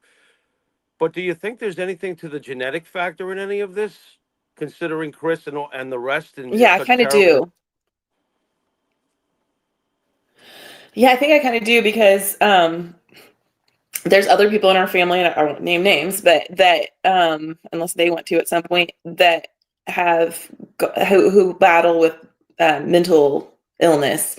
They don't have the drugs to go along with it to make it worse, but there are people in our family that are struggle with mental illness, but they're dealing with it in a different way. They don't have the same pressures that Daddy and my uncles had. And me and Kristen have talked about this a little bit, how, and a lot of, actually this is not just Kristen and I, but a lot of times when someone opens the door to suicide that you're close with, then it just makes it that much easier. It's like the door's been open and it's just an easier, you just kind of flow towards it a little easier. So yeah, I think it was both, you know. I think that there is definitely a genetic component to it. Someone can correct me if they're wrong, if I'm wrong. But Let's switch gears a little bit. Outside of the worst Ric Flair I've ever seen, do you think that the Iron Claw did justice with the movie?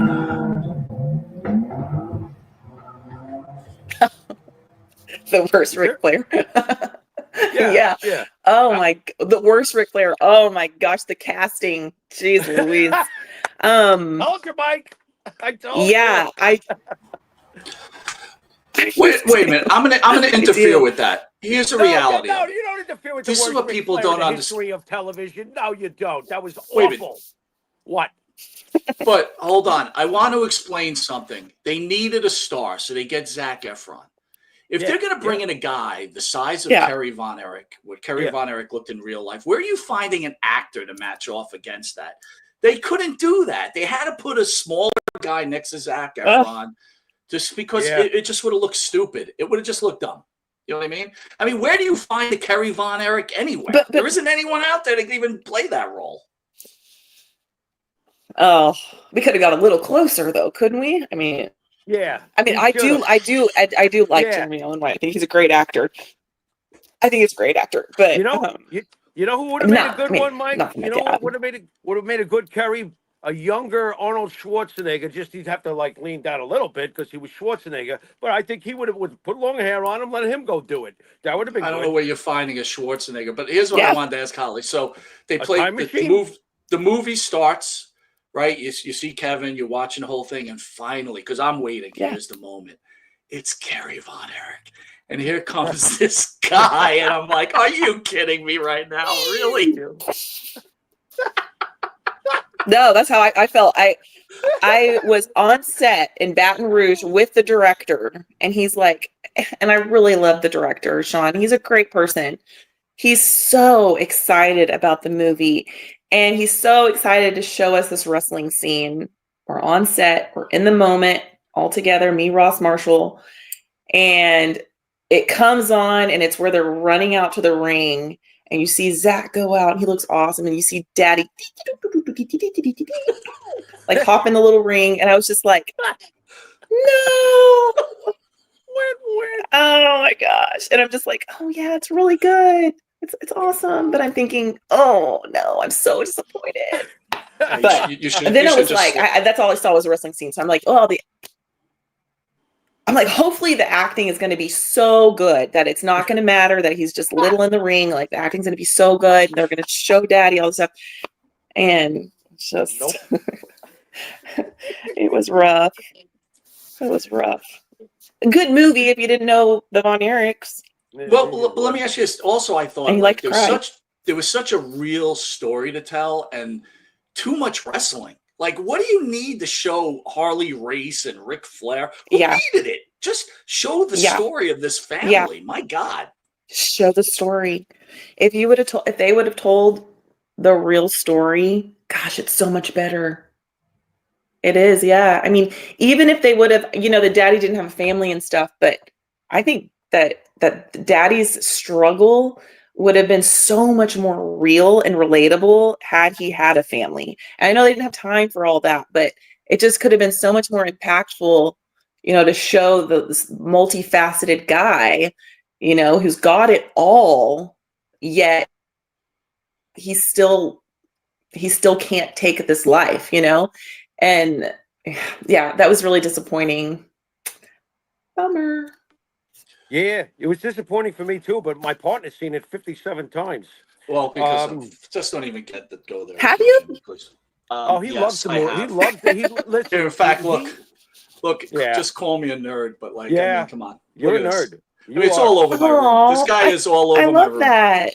Yeah. I actually, on my wall. Mine too. So, oh, really? But I love that picture. But I will say, as a wrestling fan, growing up in the WWE, Kerry Von Erich was like, when he came to the WWE, I was invigorated to watch wrestling again. I got to ask you real quick but about that, cool. Holly. When he goes to the WWE, Yeah. is he making crazy Yes. money? And were you guys set for life? Yeah. Even after he passes, everything was squared away? No, unfortunately not. My dad did make a lot of money with WWE, and yeah, I mean royalties. We still get royalties now, but it wasn't like Daddy did not do a good job paying his taxes. So unfortunately, my mom was left with like major back taxes after he passed away. So she had quite a battle. Yeah, she did. And so she's grieving and she's having to deal with all that. I vaguely remember that, the stress that she was under with all of that. But yeah, I mean, but we had nice houses, fur coats. My mom they had all the nice jewelry, all the nice things. You know, Daddy didn't spare any. I mean, we didn't want for anything. I mean, we got everything and anything we wanted, but you know, like I said, but you got to spend your money wisely and save and pay your taxes. Yeah. Did IRS? Yeah, we weren't come to the left door? with much. Oh God, unbelievable. IRS Imagine came. that, Mike, Yep. IRS stopped by. He didn't bring DiBiase with him. Oh God. Wait a minute. No, I got to ask that question. So the IRS really just comes and says, by the way, your husband hasn't paid his taxes in the last 5 years. You owe us $2.8 million or something ridiculous like that. If my mom could tell you what exactly happened, but I just remember and know that she had to. There was a lot going to taxes. Yeah. That sucks. So anyway, I've worked hard for every single cent I have. We were never given really anything from anyone, Lacey and I. So yeah, there wasn't much from Daddy. And then even, you know, after Daddy died, I mean, his royalty checks weren't coming to us until I was in my 20s. WWE figured out where the money should actually be going. And yeah, it's complicated. But yeah, I mean, but I'm really proud of Lacey and I and my mom for, you know, how she raised us and taught us never to depend on other people for money. So, you know, we have a big name and we're really proud of it, but everything that we have earned in our lives, we've earned ourselves. Holly, but hey, now I get to hang out with you guys and talk about my dad, which is super cool. And, which is you know, cool. people are still loving the family and making action figures and stuff. There you go. Super cool. So we've had a piece of that. Now that people know we exist, it's cool. Oh, wait, Jimmy, before you ask that question, I have to ask another question. Yeah. So when they make the movie about the Von Erichs, do they have to pay you guys because they're using your likenesses and your names? Or they try to sneak that by you guys? That would be so awesome. So because they're public figures, they don't have to pay you. They don't have to pay you if you're a public figure. So they can just take your story and make a movie, apparently. But we were there is a attorney for movie people, I don't know what they're called, who was saying that if they do take your likeness and totally create this story that then no one else could make, technically they should have paid at least Uncle Kevin for life rights to the story. Technically they should have done that. That would have been the right thing to do, but they didn't do that. They didn't let Uncle Kevin, like everyone kind of knows now, our family didn't find out about the story until it was on the internet. So, and we weren't invited to set until the last week of filming. So, you know, and Sean had been working on the story for 8 years, which is insane. If you're that big of a Von Erich fan to me, and I know that Sean was a big fan and loved my dad, says he respected our family a lot. If you're that big of a fan, I would think that you would really want to get the story right with the family. I mean, he had so many great resources he could have gone to. Brian, Uncle Bill, Uncle Kevin, my mom, but he chose not to do that. Well, I think I think it goes beyond that, though. Like, he should pay the family royalties. I mean, I'm sure that movie made a lot of money. And, you hear the stories. Again, I don't know how accurate they are, but you hear the stories that Kevin struggled for a really long time. You just said that your mom had to struggle, right? Because she had Yeah. to make up all that money. I mean, look, Yeah. this is an iconic family that you're Yeah. you're now making all this money off of. Pay these people. My God, give Yeah. it a break already, will you? Jeez. I think that would have been the right thing to do. I think that would have been the right thing to do. Even if they're just like, hey, we're gonna donate this amount to this charity in the name of Von Erichs. Like, that would have been cool. But yeah, there was nothing. And what was the biggest kicker for me was when they made A24, the production company, made an action figure of Uncle Kevin. It was Zach as Uncle Kevin, but still on the box said Kevin Von Erich. They made that action figure, and did Uncle Kevin get a scent of that? No. Did Uncle Kevin know that that was being created? No. That really is what got to me, and I couldn't believe that Uncle Kevin wasn't more upset about it, because it was just like, hey, we're going to steal your story, and then we're going to make more money off of your likeness with an action figure. It really just got to me. So I called A24 and I was like, you're not making a Carrie Von Erich one, right? Because if you do, I mean, I wouldn't have been as nice as Uncle Kevin. Yeah, good for you. Good for you.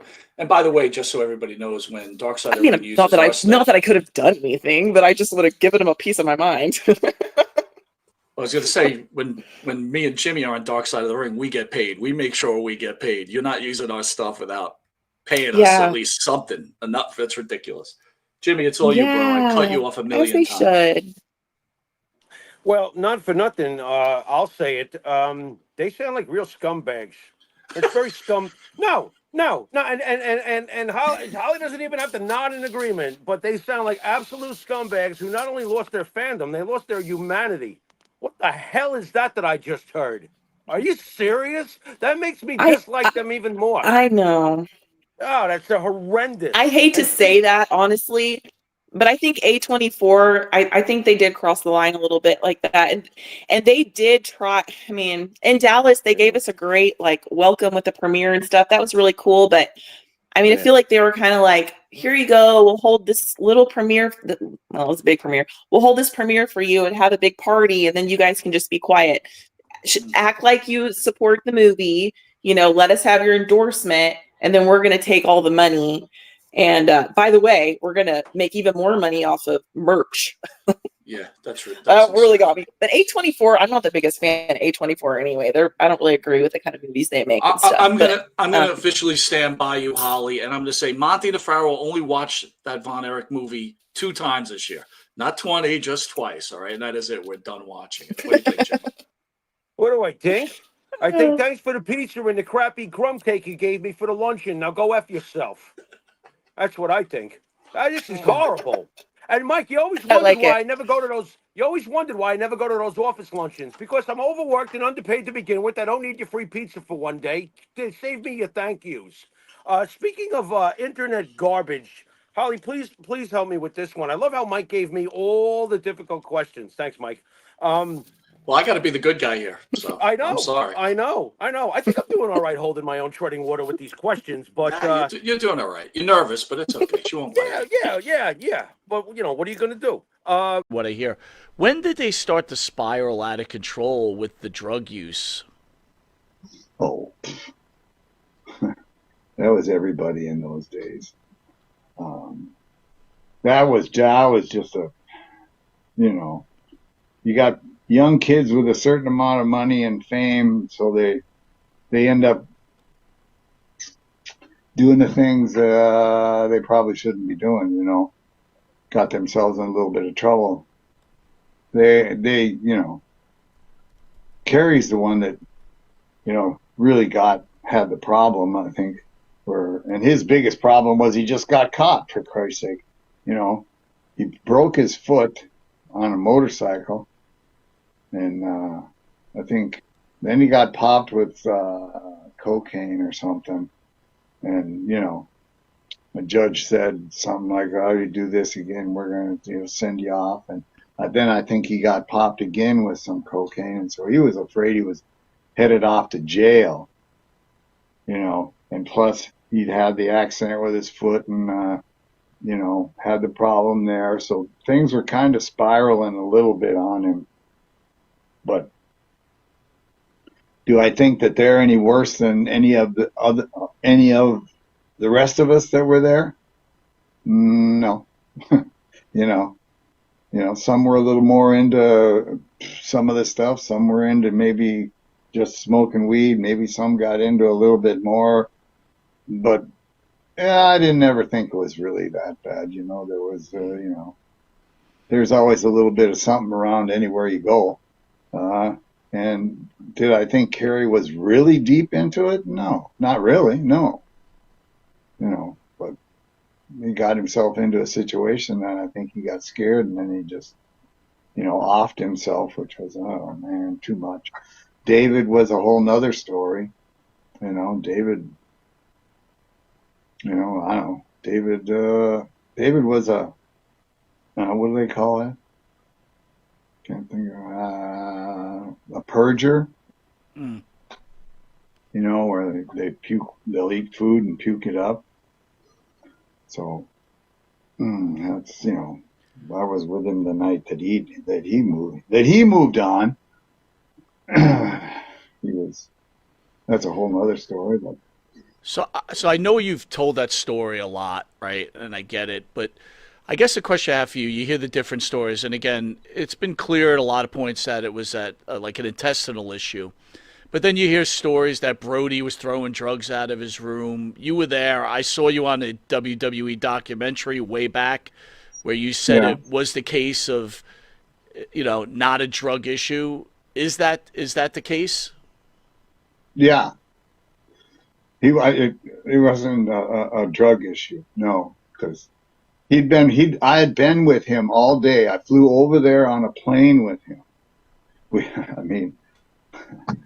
We sat in LA in a bar waiting. Yes, this is what everybody did when they went to Japan. You go to LA, you wait for the plane, but you're sitting in a bar with, then all the wrestlers that are going on the trip start showing up, and you guys are having a few beers, and then pretty soon it's get on the plane, and on the plane you have a few more beers, and then on the way to Japan they feed you relatively early, so then you eat a nice meal, then you fall asleep, and when you wake up you land, and then you get off the plane, and generally you'd go to like a meeting with the press. They'd ask questions, and that's where you stayed as baby faces and heels and talked tough about each other. And then afterwards, you kind of got out of there, and then we went and ate some more. And then we went over to Ribera Steakhouse and ate, and ordered steaks and potatoes and stuff, big meals. And he had like two of them. David had two of these meals, right? And it's like, holy Christ, how do I eat so much? Well, anyway, so we'll keep going. Eventually we get back to the hotel. And so, of course, we're not finished yet. We got to go into the bar and have a couple of drinks, So we go into the bar and, have a couple of drinks, and he orders up some food. And it's like, wow, Jesus. And then he disappears. He says, I got to run up to my room. So he runs up to his room. Shit, I don't know. What the hell? And then he comes back down in a few minutes and he starts eating more food. Jesus. Yeah, well, okay. He was tall, big guy. What the hell? And, then it was pretty much time to head on off. And he goes, hey, Bill, you want to come up to my room? Oh, I don't know. Yeah, what do you got? What's going on? So we go in there and sit down, chit chat, laugh and giggle because we're the same age and out of the same territory. And, so he says, well, okay, I'm going to call my wife.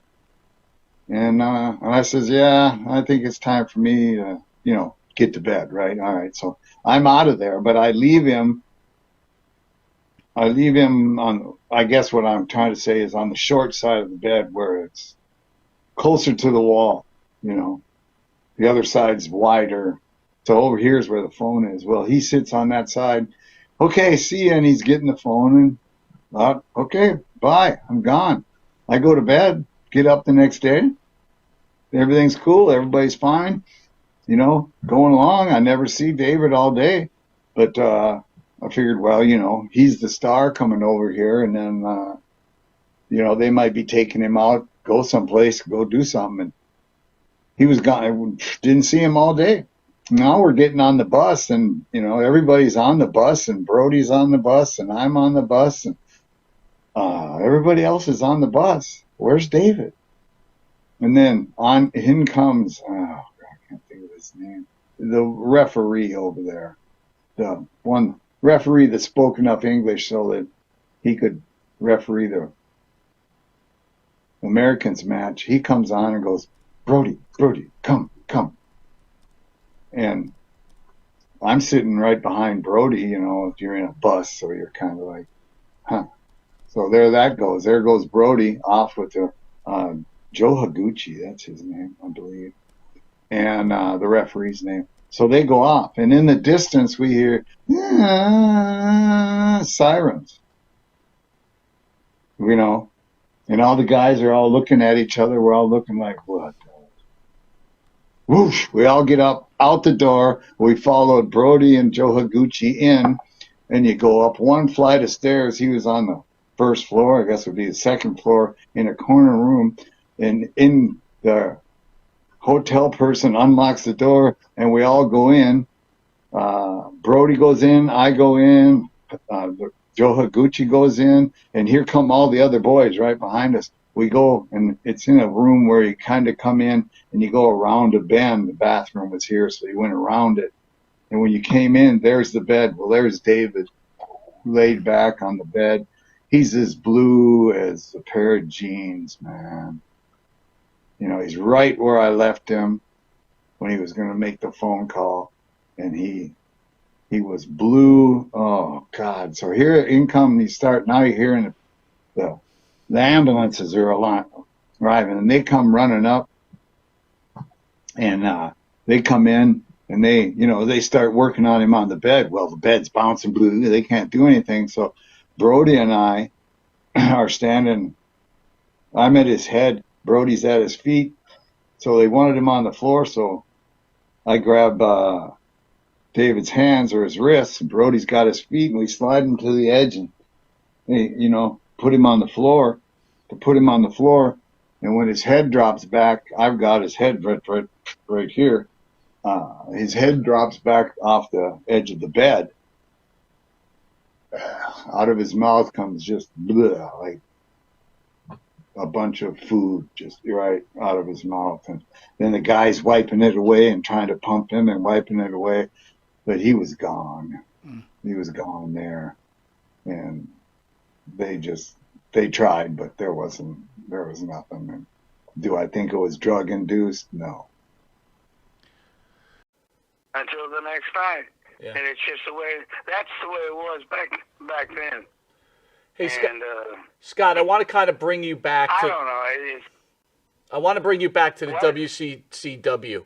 I want to talk to you about the Von Erichs. What was it like working with the Von Erichs, and what did they have Did you see the problems they were having growing up into this industry under Fritz? Well, I'm going to piss a lot of Von Erich fans off, but they did drugs, I mean, we went to Israel, and they had the president of the country and a bunch of other people there, movie stars who I didn't know who they were. Anyway, they could not get the Von Erichs sobered up enough. I don't know whether they were on what they were on, but they were just a mess, and people love them still to this day. And folks, I liked them. I had fun with them. I never ran with them. They ran with the brothers. That was it. They didn't run with the guys. Chris Adams, you name it. All the guys that wrestled were just, I don't have to put, they were into themselves. Why couldn't Fritz, why do you think Fritz couldn't keep them in order? Because if you think about it, if they didn't have the problems they had, like you said, that territory with Kerry and David and Kevin, God knows what you guys could have done. Gino, Chris Adams. Yeah. Bruiser Brody Well, stopping by. we had a match at, what was it? Where the Cowboys used to play football. Texas Stadium or something like that. Anyway. In Arlington. We almost sold the whole damn place out. It was like 40, 50, 60,000 people there. And I don't know, it's just the people just loved them. And I was friends with them. But only one time, Kerry, he'd come in there and get himself ready or whatever. Well, you put itching powder in my tights, and I didn't know it. Ooh. And I told him, I said, "You son of a bitch." He started laughing. He said, "All right, here's a pair of mine. Go out there and do your thing."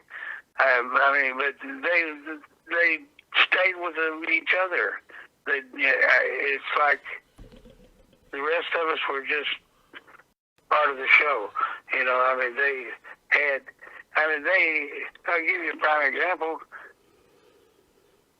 Kerry was given a new Corvette each year that he was there to drive. It was like they were gods or something, and they were promoted that way. Scott, were they safe? Were they safe to work with? I mean, considering you're telling me that they were high half the time, were they safe to work with? Did you ever worry about that? Well, I'll tell you a story. Ric Flair was wrestling Kerry for the belt. Kerry was so fucked up. I'm sorry, folks. I was there. It happened.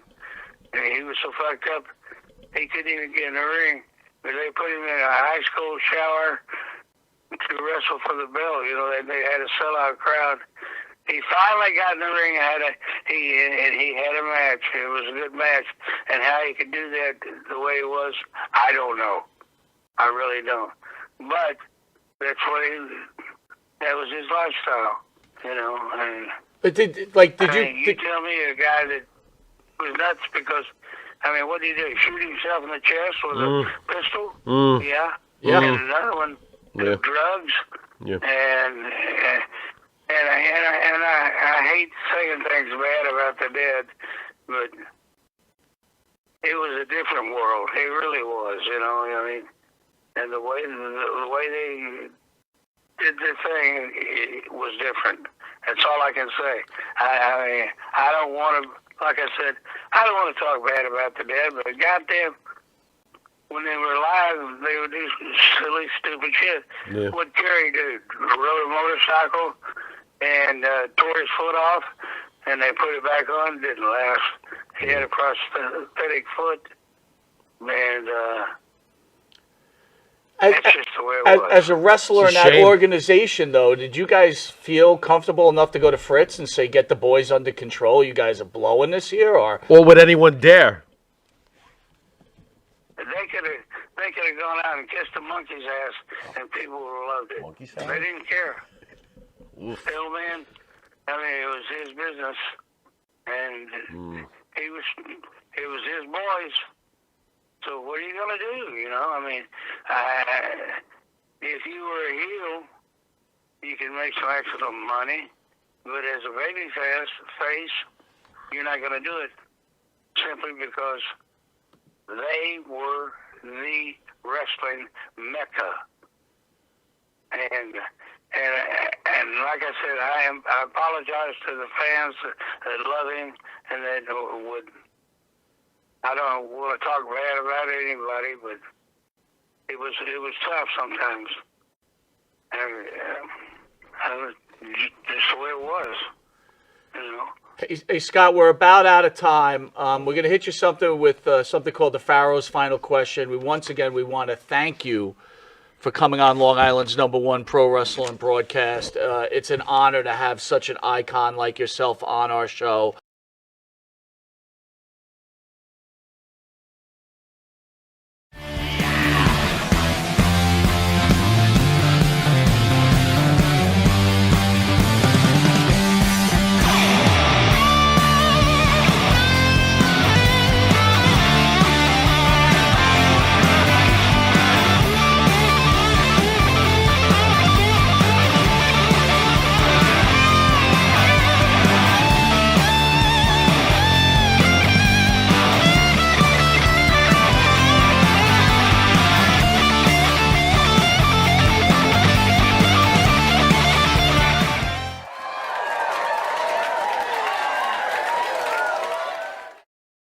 because I was never a threat. A lot of guys are your buddies until you become a threat.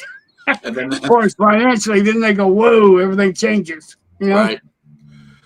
You know, we had Joe Henning on, and you worked with Kurt Henning. What was your relationship with Kurt Henning? And the more important question I have for you, Len, is you've been around a long time. You've had a lot of friends in this industry, and you've watched a bunch of them pass away. Oh, yeah. How do you deal with that? Brother, you know what? It's like I believe in the good Lord, and when it's time, it's time. You know, so if they go and something happens, that's what happens. You know what I mean? What can you do? You know what I mean?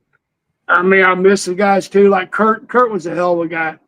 I'll tell you what good one on Kurt. Kurt was he was always pulling ribs. He always liked to pull stuff.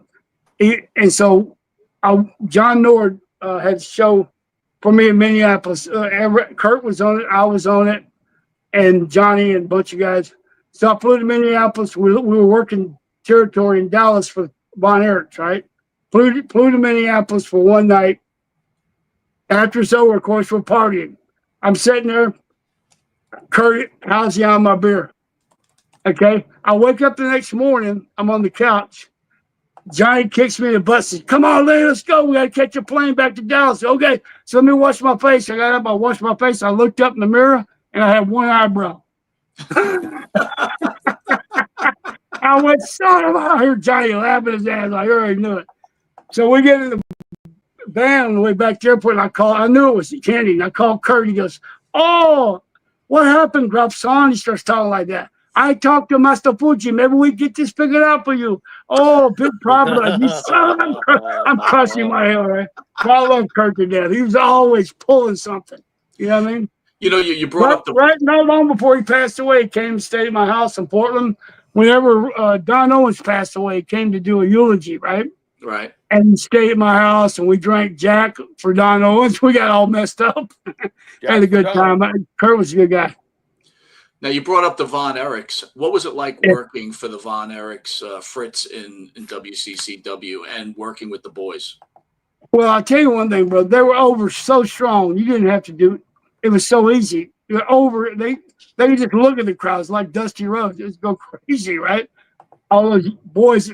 But working for them was like Kev. I worked with Kevin a lot. I worked with Kerry Von Erich a lot. And different. I worked with him in other territories too.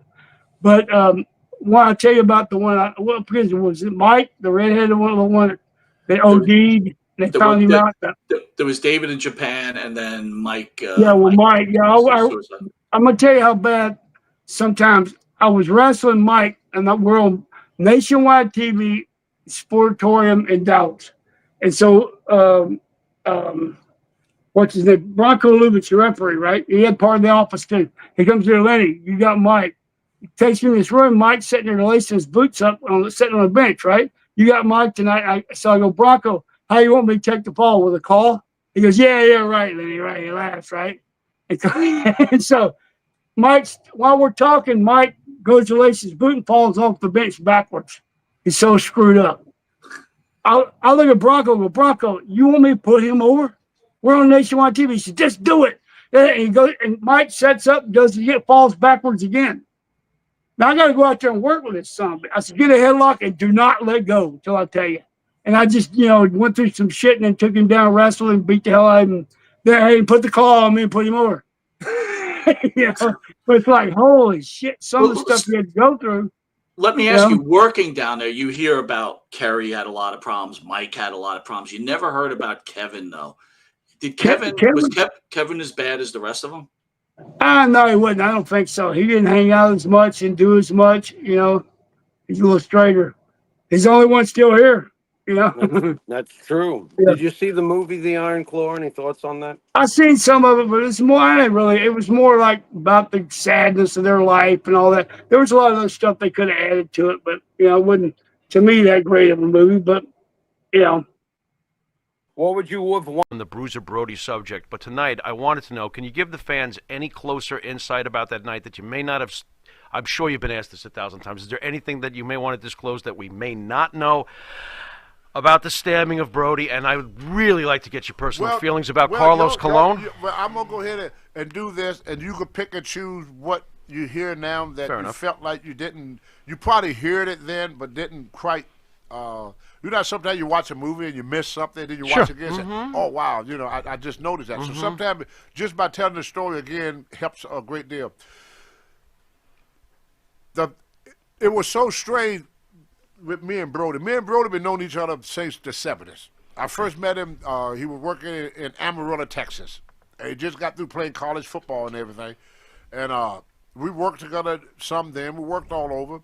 But then I went to Von Erich territory in Texas. And I went in as the Black Superman. That's when I first started wearing the Superman suit.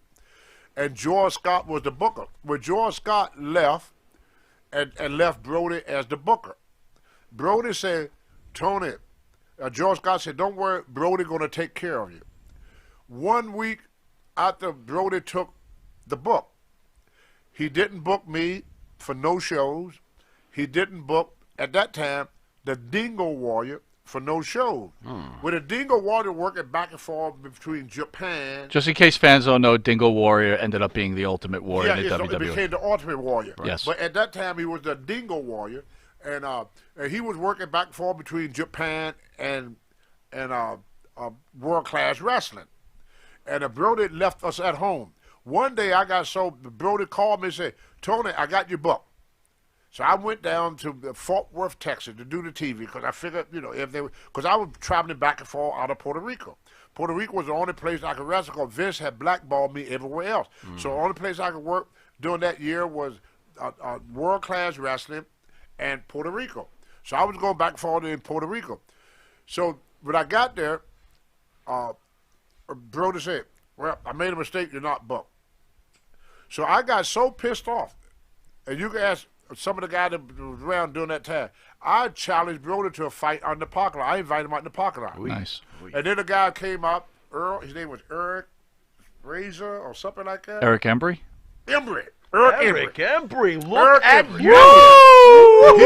you! He was there. Florida. So if you Eric talk to Eric Embry. Embry, you ask him about that. So I wanted to fight Brody. So I called out the parking lot. Eric Embry came out and said, Tony, you better leave. They called the cops on you. What? And I said, F the cops. They said, Tony, these cops will shoot you. Get in your car, get the fuck out of here. I got in my car, I left. I didn't see Brody anymore until he came to Puerto Rico. So he was there for the whole week. I didn't say nothing to him the whole week. Finally, we was in the gym working out. Brody walked over to me. I laid the waist down. I figured we're gonna go at it. Oh boy. He held his hand out to me. He said, Tony, I'm sorry for what happened to you in Texas. I had nothing to do with that. He said the reason that they got rid of you and the reason that they will not book the Warrior is because both y'all got better physique than Curry Von Erich. See, Curry was in an accident. He wrecked. He was in a auto accident and he lost 1 foot, so he was out of the scene for a while. So now he's coming back. Well, you know, Curry had a great physique too. Yeah. So the Ultimate Warrior was lucky. He went to Vince and became the Ultimate Warrior. I went to Puerto Rico. So after me and Brody, we talked everything. He said, but I promise you, Tony, I promise you, things will be different here. He said, I waited a long time to get in down here. Now, I knew then he wasn't talking about wrestling because he'd been wrestling there for years. Promoting? He bought in. He gave them money he bought some of the territory. He bought some shit. So whose shares did he take? From what I hear, I'm not for sure because I'm not in the office. I hear he took Gorilla Monsoon. Wow. Shares. Because Monsoon has shares. Barely me to beat him up. Just talking about the Von Erich boys, did you see them doing all the drugs that they were doing at such a young age, and did you try to give them some advice, or you just didn't get involved in that type of thing? No, I didn't get involved, but man, I'm not gonna work with you jacked up like that anymore. I told Bill Wise, all of them, man, I'm not working with him walking around like a zombie around me. Broke my leg or back or something. Well, Well, that's got to be scary, right? Because you're in the you're in the locker room. You're seeing these guys getting all high, and you got to run a program with them. Are you like, I'm not? Yeah. And there's that spot where he's supposed to be dumping you on your head. Look at this idiot. That might be a little worrisome. Are you really kidding me? Harley and I was down there in Oklahoma City. Kerry Von Erich tied his damn bootlaces up together. He got up about broke his damn leg. Oops. It's time for him to go to the ring. He's all spider wet in his boots. Did he like? Yeah. I don't know. I don't know. Is there a part of you that? But is there a part of you? The Texas tornado. No, it's like he still had his foot at that point. Y'all see that shit? That was again. No, but I mean. That dumb fuck. No, you can curse. Go ahead. Yeah, it's okay. We're ready. And his shit's all laced together. Me and Harley looking at it. That makes for some drop kick.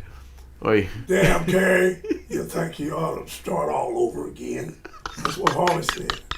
I think you need to start all over again, Kerry. Look at your boots. You dumb. Oh, my God. But don't you do you sit down with some of these guys like, come on, man? You're throwing your life away. Yeah, I wanted to ask you about Grandma because most of the stuff you see about your family in the news, most of the talk is about Fritz. Yeah. Tell us about Grandma. What was Grandma like? Mimi. Mimi was a Southern lady. She said Pilla, and she's from Mississippi. She was really like a lady, like a little debutante. She was very big on us having manners, and we were finally the girls that she wanted after having 6 boys. And she loved, taking us out on the 4-wheelers and pointing out all the beautiful flowers. And she was a painter, as you probably know now because of the movie, that part. She actually painted in the movie. She painted beautiful things. And I don't know, she had a big in the Edom house, the big 9,000 square foot home they had on the ranch. Downstairs, she had her own basement that had one of those ovens where you could fire your own ceramics. So she made like dolls and all kinds of things. And she was really loving. She was funny. She was witty. She was complicated. She'd been through a lot with, losing all of her sons. So, as I grew older, I kind of had questions like why we weren't closer or why she didn't reach out to me as much. She moved to Hawaii. I had some trouble with that. But I think she'd just been through so much in her life that she just, I don't know if she disconnected or what, but yeah. With the Iron Claw, though, right? They made Fritz look like this taskmaster, but I also felt like they made your grandmother look like a very cold and calloused woman. Was that another misrepresentation of her or of that family? Yes, it was. Yeah, she wasn't like that. She was just really great with conversation. She liked to have conversations. Actually, she was very open about how she felt about things too, and she was, like I said, she was really witty. She's so funny. There's this Atkinson gene that Mimi had. Mimi must have passed on to Daddy and Uncle Kevin and Kristen and Lacey and my cousin Jill. They all have this, and Marshall. They all have this hilarious, witty gene. I think Ross has it too. I didn't get it. And it came from Mimi, and just loves to laugh and just, they just think of the funniest things. And like I said, I didn't get it unless I've been drinking a lot of alcohol, and then it kind of comes out, but I need help. But yeah, that's how she was. So in the movie, cold and disconnected. So I wouldn't say that, but I think I know she had some darker sides because of what she had been through, but I didn't see that. And she was always willing to talk and be there for us. So.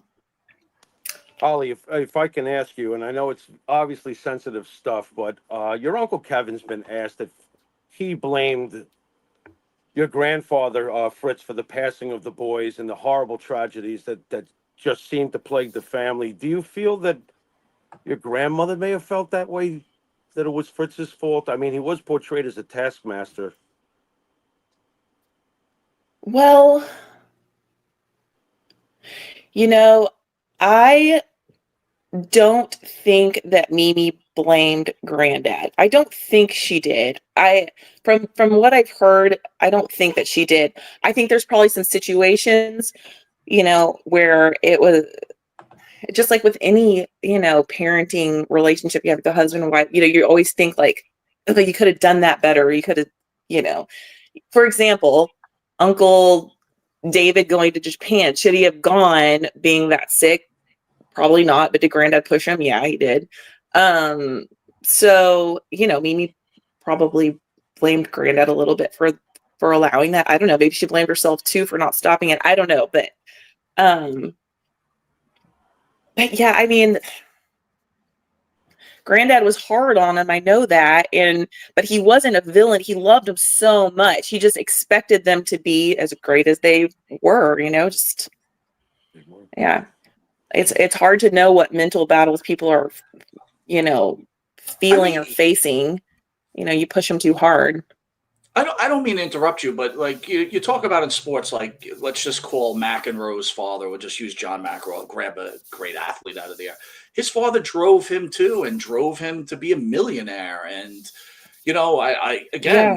these guys, these children, they were kids. I don't know if children's the right word, but they eventually became millionaires, I'm assuming, right? Yeah. Yeah. Well, I want to ask you off. And so exactly.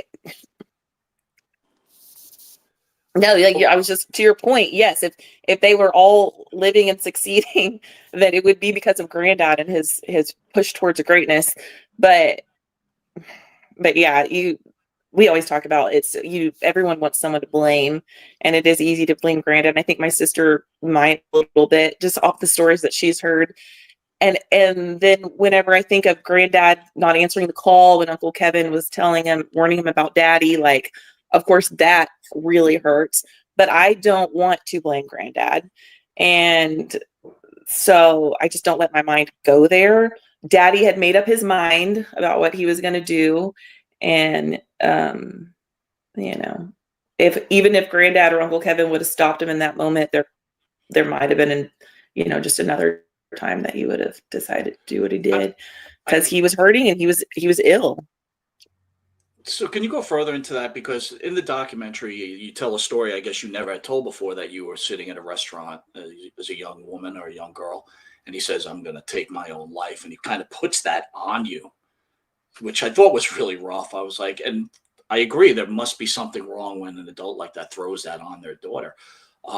First of all, how difficult is that to be able to handle? And what was your father's illness? Was it just mental illness from drugs, or just mental illness in general? Well, I think it was mental illness in general, brought on by like probably some post-traumatic stress and things that he had been through, So if you think about being in a family with two parents who lost a child that young with Uncle Jackie, there's that heaviness over your family already. And then Daddy and they all lost Uncle Dave, and then they lost Uncle Mike, and then they lost Uncle Chris. I mean, he was already battling so much from that.